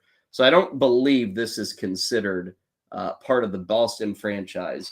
But Ray, I'm looking at this schedule. They started, just so you know, about the 3rd week of April. And it looks like, Ray, the usual schedule was you would play, I'm just basing it off, looks like you would play every Saturday. There were no Sunday games in 1876. Family and church. Yep, family and church. Monday was always in play. Pretty well the most common days are Saturday, Monday. There's a lot of Tuesdays in there. It looks like you'd only play one midweek game every week. And then it looks as we got deeper into the summer, the Monday games kind of disappeared. I don't know what, I'm sure there is a fascinating reason for that. The only thing truly consistent here is you played every Saturday. They did play on July 4th. So even though it was a holiday, they were still kicking tail. And also, Ray, they scored a lot of runs. I'm looking at these scores: 11-1, 10-7, 10-9, 12-10, 17-4, 15-4, 11-6, 13-4, 13-6, 18-6, 17-8. Man, they were playing a lot of games with a lot of runs. I wonder how long these games were back in 1876. Look at that stash right there. By the way, 1876 is the first year of the National League. In 1876, right? That's what we're talking about right here. The mound was 45 feet away. 60. You had to pitch underhand. Okay. Underhand. The batter could specify whether they wanted it high or low. And you walked on 9 balls and not 4. Woo! Given all of that, it's kind of surprising the run scored totals weren't higher, which leads me to think that the baseballs themselves were mushy pieces of poo. How can the guy have to throw it underhand from 45 feet away, high or low, whether you want it, and have to have 9 balls? I guess the 9 balls for a walk thing, they weren't very good at zeroing in where they were throwing the ball, Kyle. I don't know. Yeah, the Red Stockings, Ray, were a top end offense. It looks like they were first in the league in homers. Don't look. Did you look at how many homers they had? I didn't. I'm going to say 30. I didn't look. 70 games. How many home runs? They led the league in home runs. I said 30. Is that too much? That's too much. 13? Too much. Wow. Okay. 9. Wow. 9 home runs. See, things weren't always better back in the old days. 9 home runs all season long. Nobody on their team hit more than 2. I should have known the answer. That was really bad. I remember my own days. This is my illness again, clouding my brain. Yeah. I'm looking at their offense right now. They had 2 guys with a 700 OPS. like Jim O'Rourke, the Hall of Famer, led the team with a 778 OPS. His OPS plus was 159. Wow. So he was basically better than Mike Trout, and his mark was 778. The league was so down in the dumps. league OPS rate was 620. Yeah, so he was a killer. Look at this. He's the only guy on the team that had an on-base percentage above 315. The league average is about 315 right now. This is wild. Look at the strikeouts, though. Like, he only struck out 17 times in 70 games, Kyle. Yeah. Pitching staff, from what I can tell, and I think it's amazing they kept stats, don't you? I mean, they played 70 games. But from what I can tell, Ray, the Red Stockings used 6 pitchers all year. Yeah, they had 3 starters. 3 starters, 3-man rotation. But I get that, Ray. They're throwing underhanded. Like, it should be a 3-man rotation. And the strikeout rates were 1.4 per 9, 1.1 per 9, and 0.8 per 9. Ray, I mean, honestly, if you're a hitter and you strike out on an underhanded pitcher, I guess it's 45 feet. Yeah, no. Which is, and again, I mean, look, I told the story many times. I've hit off Maureen Brady, Tom's sister. She was an All-American softball pitcher. She threw 73 miles an hour, whatever the hell it was. These guys weren't throwing 73 miles an hour. I guarantee that, right? So you can't hit 73, but this is a game they grew up underhand. They should have been able to pick up the release point and all of that. But yeah, 1 strikeout per 9 innings. You basically saw 2 strikeouts a game if you were a fan. The 1876 Boston Red Stockings. And one other thing I'll throw out there, because again, like the idea of stats way back then, like, are they trustworthy? I don't. But Ray, I love it. Baseball Reference, and I'm sure there's a system and a defense here. How in the hell do you come up with park factors?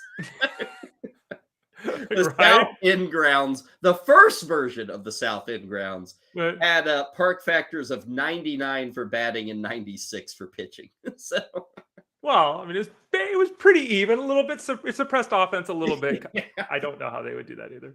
That's the multi-year park factors. If you just want the 1876 park factors for South End Grounds, that would be a 95 on the batting and a 94. I am shocked that the records are this complete. Yeah. And if you look at this, there's not an X or a 0 for any of these guys for any of the main categories. I'm shocked by that, actually. I'm very surprised.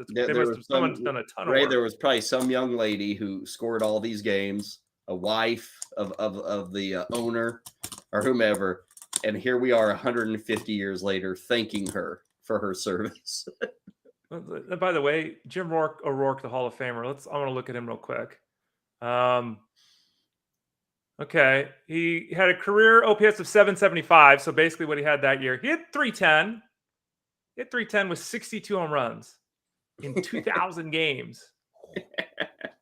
Hall of Famer. Those are Hall of Fame numbers, Ray. Led the league in home runs 3 times with totals of 5, 6, and 6. Yeah, you pick up Jose Iglesias and drop him into 1876, and they're going to have the new Babe Ruth with Jose Iglesias. Pretty much. It almost feels like you want to do one of those Bill and Ted's Excellent Adventures, Ray, where you go back in time. Like when you love to take Mike Trout and just throw him into this game. Oh my gosh. You're like, oh my God. He's an alien. Yeah. They wouldn't know robot because that wasn't, they'd say he's an alien. No doubt. Good stuff. Paul Bunyan. We are just about ready for our stroll down memory lane. It sounds like we are going to crack open that Domino's pizza pack, which, as far as we know, has maybe 3 or 4 cards in it, and it's nothing but quarterbacks. That's the guess. Before we get to that pack, Ray, there is some quarterback news from the NFL. I don't know, but I guess it is kind of breaking. It indicates, Ray, that the Miami Dolphins are sticking and staying with Tua Tagovailoa. Yeah, Mike Garofalo is reporting that they're going to pick up the 5th-year option, which means that he'll be guaranteed $23 million for next season, not 2023, for 2024. So I know there's some speculation they were moving cap money around, some speculation they might be making a run at Lamar Jackson out there. This tends to suggest, obviously, that's not going to happen. I'm not saying that they won't do their due diligence to bring in a quarterback to support Tua because of the health concerns, but they're going to pick up that option. So he'll be with the team this year and next, barring something unforeseen. Okay, barring something unforeseen.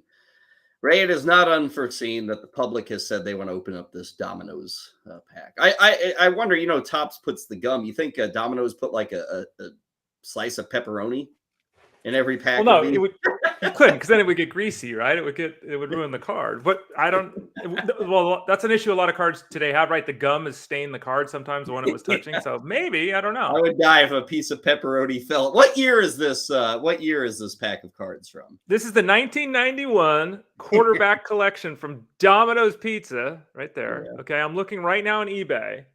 If you want it, it's $975 or best offer. Or best offer for the entire 50 card set. So there's 50 cards in this set, which is pretty surprising because that means we got a whole bunch of backups in here. So it's only we get the whole set, which, Ray, that's ordering a lot of pizza to put together a whole set of these things. That's actually a difficult set to put together because every time you got another 3 cards, you'd have to pay like $12 on top of that. I'm looking at some names. This is not what we think it is, by the way. This is not, because I thought this was current quarterbacks, and I was going to say, who wants the backup from the, No. You can get Archie Manning in here. Oh. You can get Roger Staubach in here. I'm seeing these, huh? I'm seeing Sonny Jurgensen. Don't really know why. Y.A. Tittle's available. Bob Greasy. So it's modern day and the old guys. Because you can also get guys like Jim Kelly. 50 card set. The first thing we got to find out when you open this sucker is that how many cards is in that pack. I am guessing 4. What's your guess? I'm saying 4, but I mean, it could be 3. They may turn into powder as soon as you open up this pack. Yeah, and by the way, the back is so basic. There's nothing on the back. All the back says is Upper Deck. Is that Upper Deck? It's Upper Deck. Yeah, it's the Upper Deck logo. Oh, these will be nice. They should be good. Coming to a store near you, the Upper Deck Premier Edition NFL trading card. So it's an advertisement for the real set. It's not even anything about this. So we'll see. By the way, there's also my gosh, Kyle, if you want to try to create your own set, you can get either 10 packs for $681 on eBay, or you can get 20 packs for $18. So if you want to try to build your own, I wouldn't sweat losing $18, but I think you're a damn fool if you spend $18 on 20 packs from this set. You're a fool. It's funny. The one of the pictures with the people has a $2 price tag on it. So at one point, people were paying $2 for it. Yeah. Okay, here we go. Let's do it. A stroll down memory lane on a Friday. Oh, it's going to be a stroll. I kind of like that we're getting some classics. First off, count the number of cards. Okay, 4 cards. We were correct. Boom. Yeah. Okay. And we're going to start out with one of the more infamous exchanges between a athlete and a broadcaster in the history of sports. Kyle, it was on ESPN. Oh, Joe Namath, Susie Colbert. No, good one. I just want to kiss you. That was a good one, but no, older than that, and it might have involved a table being flipped. Oh, you telling me that Jim Everett made this pile? Jim Everett made this pile. Jim Everett. Don't call me Chris. You call me Chris one more time, Jim Rome. And he did. You know what, though? I tell you what, those Rams uniforms are nice, aren't they? They're not bad. Yeah. They're pretty nice. NFL uniforms have gotten a little bit better in the last few decades. But back in the day, Ray, they didn't put any thought into them. The Rams actually put thought. They at least have ram horns, which I appreciate. Yeah. I still wish that Jim Everett would have beaten up Jim Rome and taken it to the next level when they almost fought. By the way, whoever designed this, it's a clean looking card. Yeah. I think having the NFL and the Dominoes on the same side was a mistake because they're both blue and red. They should have offset them, one corner to one corner kind of thing, instead of putting them both on one side. But it's a sharp card. What's the back look like? The back is got the quintessential hologram from down the corner. You can see it shiny. From Upper Deck. It's got the Upper Deck logo of Players Association Dominoes. A cool picture with the referee wondering, is he throwing the football? I don't really know what the referee's doing there. That referee from 1991 is probably still reffing, Ray. Possibly. Yeah. Third player chosen in the draft, led the NFC in passing yards, made the Pro Bowl. It's just a series of numbers. He threw for 7,400 yards in Purdue. So it's like 6 bullet points of his career highlights. I kind of like it. Flip that around again. I'm upset QBs don't wear sweatbands anymore. Aren't you, Ray? Wristbands. Those are awesome. Yeah. Like, why don't QBs do that anymore? Nobody wears sweat wristbands anymore. Look at him step into the throw though, too. He's really driving the ball. Well, he's Jim Everett. That's not a guy that we never talk of from Green Bay's style of throwing the football. Yeah. But yeah, you're right. Wristbands, the forearm, not on the wrist either. Not the Dusty Baker. You got to have it on the forearm. I like it. right. Okay, what's number 2? What's next? This guy, I think he was fired last year he was an announcer. He was fired last year for saying something. I don't remember what it was. Led some really good teams and never quite got there. I don't really. I'm trying to get. He got fired this past year. He was an announcer and he got fired for saying something. He's a big time NFL quarterback. I think he was an announcer for the team he used to play for. He's got curly hair. He led the Browns to the playoffs each of his first 5 seasons. Bernie Kosar. Didn't he get fired this year for talking? I don't know. I didn't know Bernie. Was he with like the team? I guess doing stuff. Yeah, I don't think. I'll have to look it up during the Heather or Josh can look it up. I think he got fired for talking trash. Oh, okay, talking trash. But he made the playoffs the first 5 years in the NFL, and at the time this card was made, he had the lowest interception rate in NFL history. Someone in our chat room is saying for gambling, maybe. Something. Yeah, something. Come on, Bernie. Stay away from the slots, baby. He didn't wear wristbands. He wore elbow pads because he was so beat up. I don't know. Yeah, Bernie Kosar was drafted to be a legend, and people in Cleveland still respect the dude. They had some, they got screwed by the whole Elway thing. Obviously, the fumble games with Ernest Biner. Remember those fumbles? Then they lost it to Elway on the drive.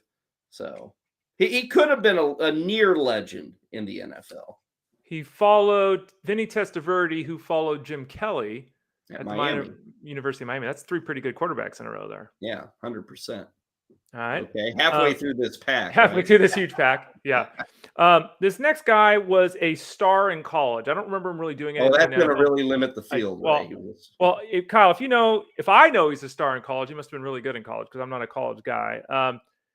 He only played 27 games in college, but set 28 NCAA records. You don't know what college? As a senior, he threw for 4,700 yards and 46 touchdowns.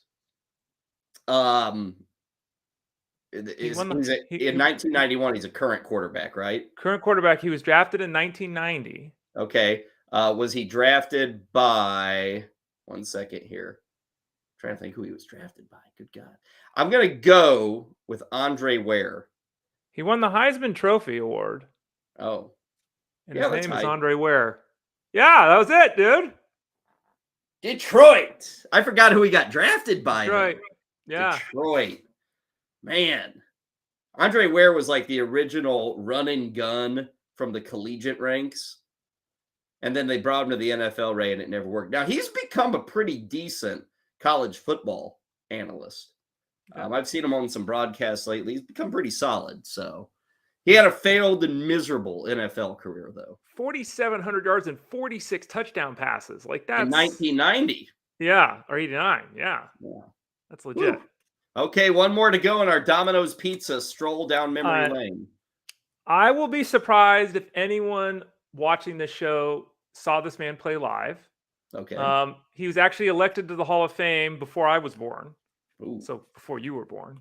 Mm-hmm. He's very famous. There's a famous picture of him sitting dejected with some blood on his face, kind of in the middle of the you field. You mentioned him earlier, Ray. Y.A. Tittle. Yep. Yeah. Yep. What's the YA stand for? You got to figure that out. Look it up. I don't know the answer to that. Yeah, Hall of Famer, spent the majority of his career with the Colts and the Niners. Obviously, this is a picture of him with the Giants. I think that's where the picture was when he was down on the field.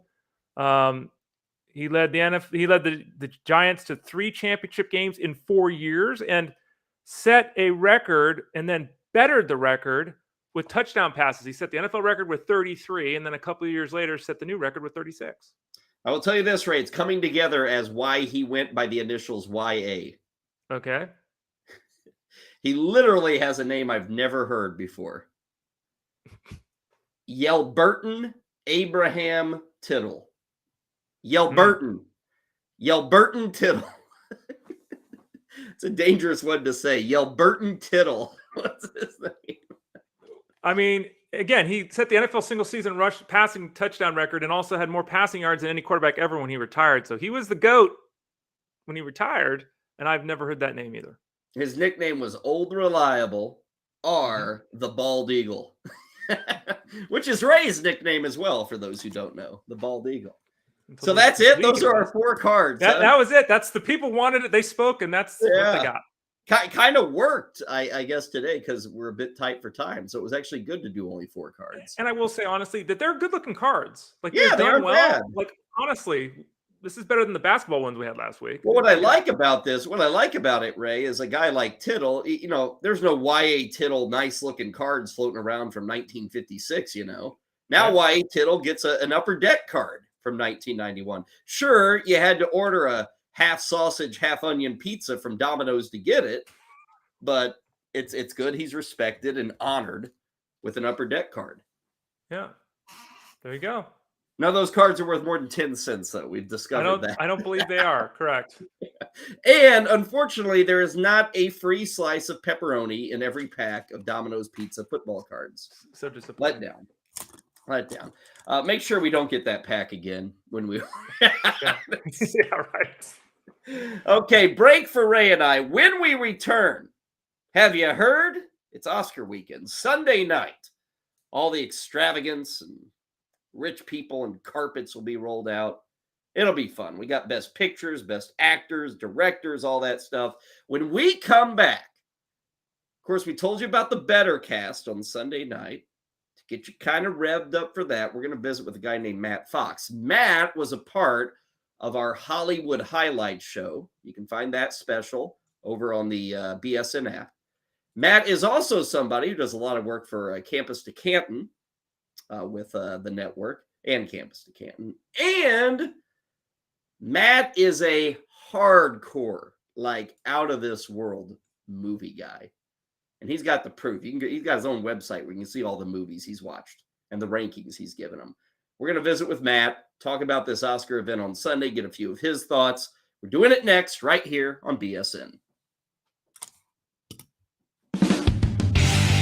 Moose and Keith. Weekdays at 10 a.m. Eastern. The word genius is there. Bob Glover, it describes him. Bob, so when's the last time that Twitter defeated you? Because I've been defeated by Twitter today.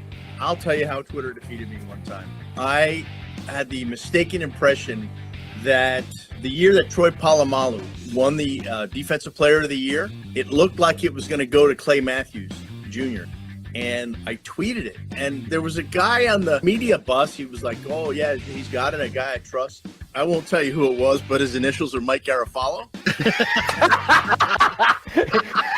So I went with it. Got a DM from Rich Eisen, NFL Network. He goes, you sure about that?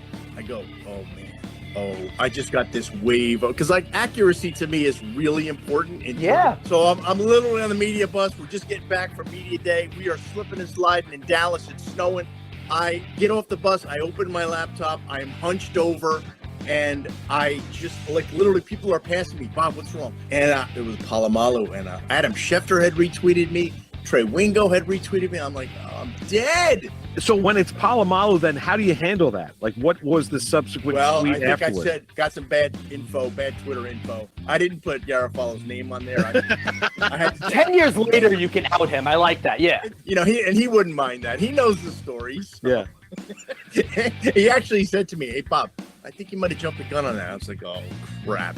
There we go. Campus to Canton on the Bettor Sports Network. Would Dion bench Shador? I don't think he would. Like, how bad would it have to be? Because we've seen horrendous quarterback play from this Colorado team for the last, 5 years? JT Shroud, Brandon Lewis, just terrible quarterback play. Like, they were 131st, which is dead last in pass EPA per play. Obviously, it will be better, but how bad does it have to be for him to bench his own son? Like, I'm not sure he will ever either. Like, especially with the attitude that he came in with. If they don't get Rashada, who do they bench him for this year anyway? I don't know that there's another answer on that roster that you go to. They don't really have a guy behind him. So I don't even know if we would know the answer to that until the next year, assuming that, he doesn't declare for the draft, he returns, they bring somebody else that's competent and behind him. If they're going to do this the Lincoln Riley way, next year would be the class to bring somebody in. Shedeur Sanders is going to be a third-year player. So he's going to play 2023. I don't think he's declaring for the 2024 NFL draft. So he's going to play in 2024 and then declare for the 2025 NFL draft. And let's remember this. He hasn't had a full recruiting cycle at Colorado. He will have that next recruiting cycle. So maybe he could get one of these class of 2024 quarterbacks there to come to Colorado. However you're invested in sports, from betting to fantasy, collectibles, and more, join our community on Bettor Sports Network.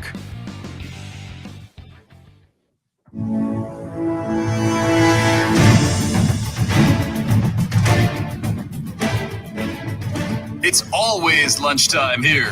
Now back to Kyle Elfrink and Ray Flowers. Sounds majestic. Sounds like something to get you excited. Sounds like Ray the Dark Knight. Is that right? It's Batman. Yeah, you got it, Kyle. Yeah, still waiting to see that, but I kind of did recognize a bit. I remember like the was it Prince in Batman Returns? Didn't he do the soundtrack in Batman Returns? Maybe that's been a long time, Kyle. Yeah, I remember I bought that soundtrack back in the day. Really? Batman Returns. Okay. Michael Keaton, Danny DeVito as the Penguin. That was I think Danny Elfman, of course, did the soundtrack. Right. I remember buying. I think you got the name wrong, Kyle.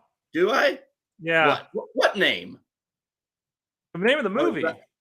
It's not Batman Returns. It is Batman Returns. Are you sure? The second one with Keaton. Yeah. All right. What's it I'll called? have to ask. Hey, let's look it up. Our next guest will know. I will. know that. I know that. Let's bring in our next guest. He is a man who helps out with Campus to Canton. He helped us out in the Hollywood highlights. Now he's going to help us out with the Oscars. Matt Fox is with us. Matt is not only a dynamite movie fan, but he is also a member of the North American Films Critic Association, does some work out of the Denver area. Which one am I thinking? I don't know if you heard the Batman discussion. I did, and it was Batman 1989 with Jack Nicholson was where they had the Prince music. Yep. Okay. The second one was called Batman Returns, right? It was indeed. Okay. That was with Danny Elfman. You were right. Yeah, things are just kind of colliding here. So, it's pretty good. I remember the cover. They had a triple stack of Keaton, DeVito, and then it was Michelle Pfeiffer in that second one. Yep, Michelle Pfeiffer's Catwoman. See, there's a few things I remember from 30 some odd years ago. If you're wondering, what does Matt Fox know about theater, about movies? Holy moly, Matt.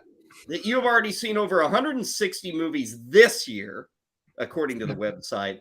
Last year, over 700 movies. Now, in general, we're getting ready for the Oscars on Sunday night. Was last year what you would call a good year for movies, or where did it kind of land for you?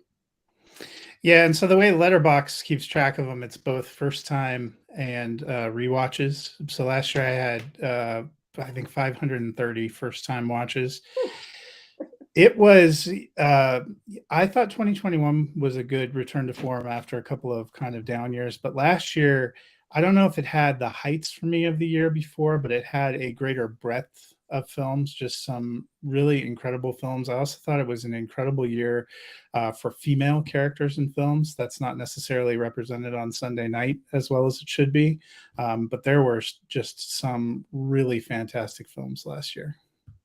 Well, Matt, I want to ask a question because, COVID hit and the whole industry got kind of turned around enough people. How difficult was it to do the movie review thing when there were so few movies that came out? I mean, is it you're reviewing Hulu movies and that kind of thing? Because the big studios, they don't put out as many movies they used to, do they?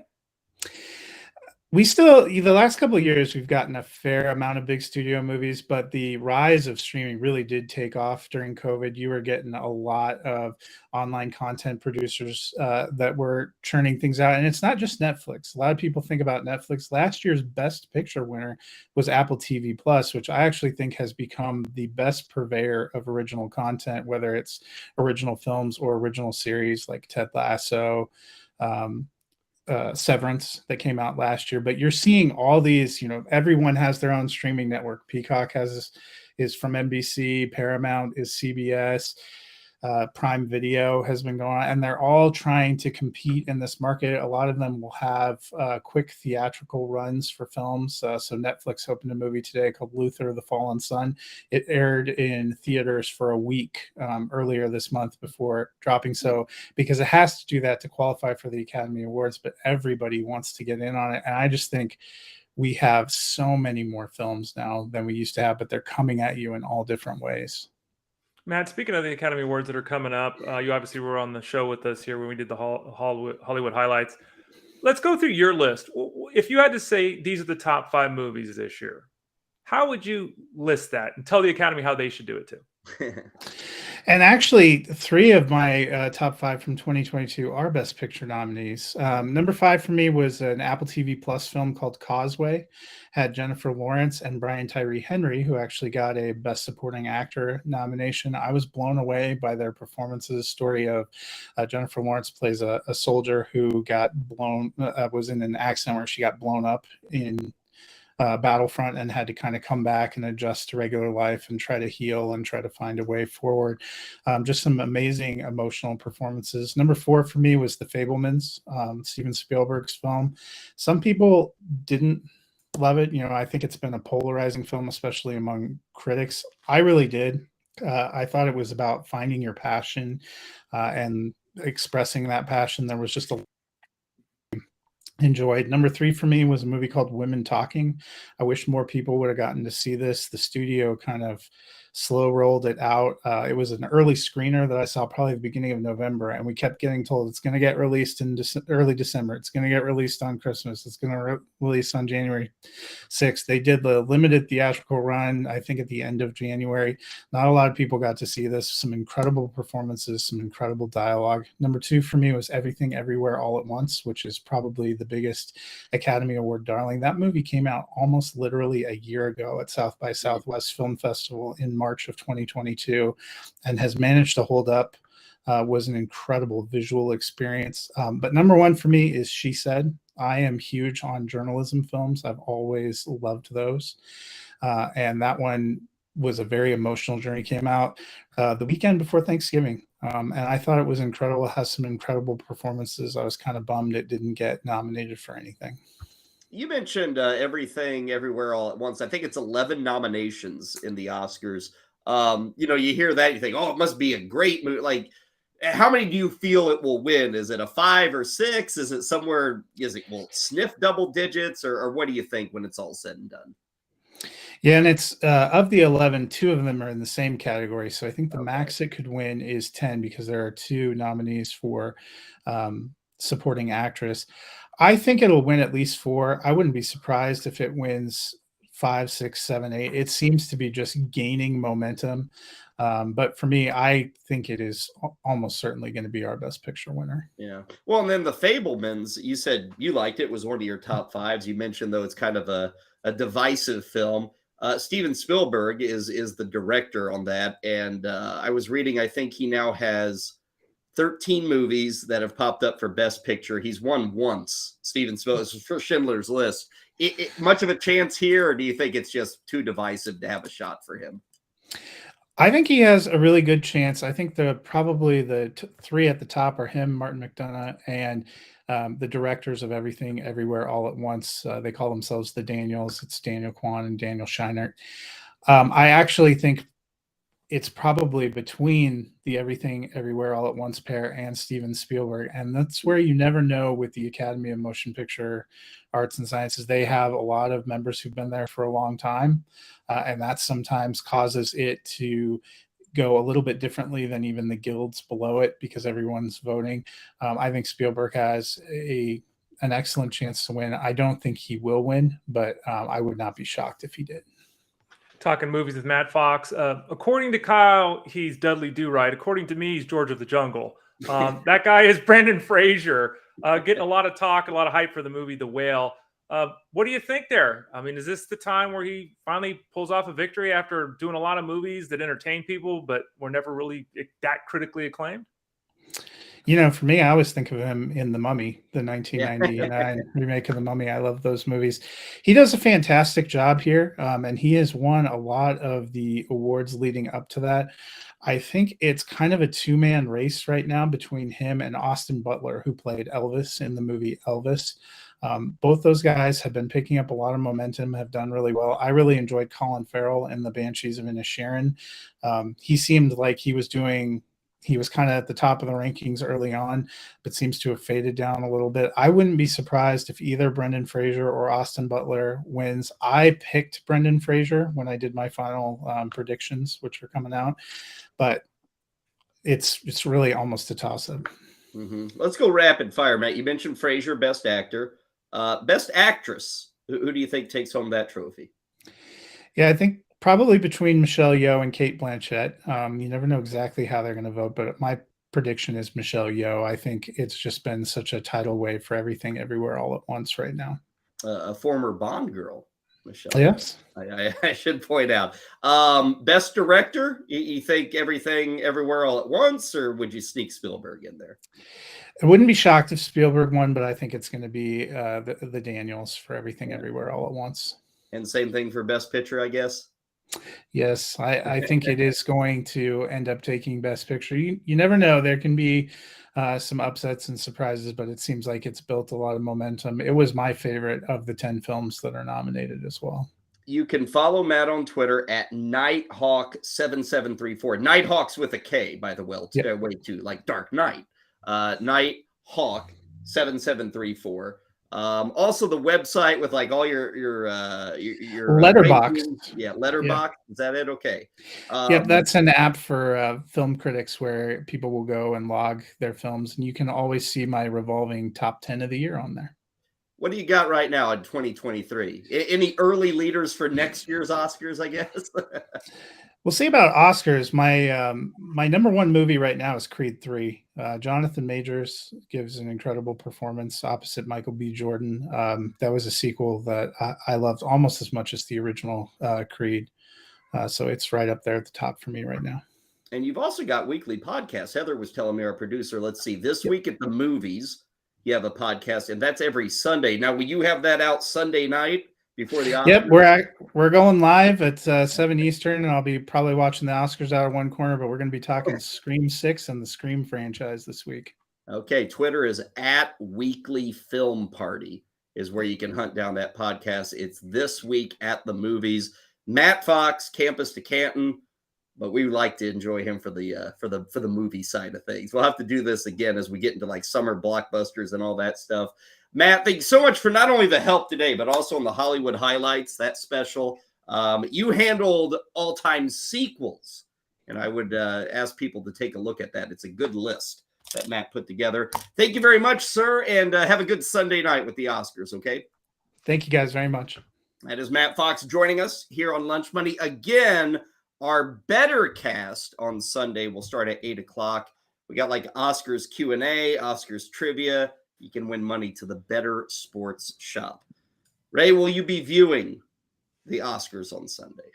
I will probably be in bed convalescing still. My plan would not be to watch the event. No. No Oscars for Ray. My plan is no Oscars. My wife will probably want to watch the Oscars. So I'll get stuck doing that. We also have brackets coming out Sunday. Ray and I will be back on Monday. More baseball, more football, free agency, spring training, busy times. And we're glad to share them with you. Kyle and Ray here on Lunch Money on the Bettor Sports Network.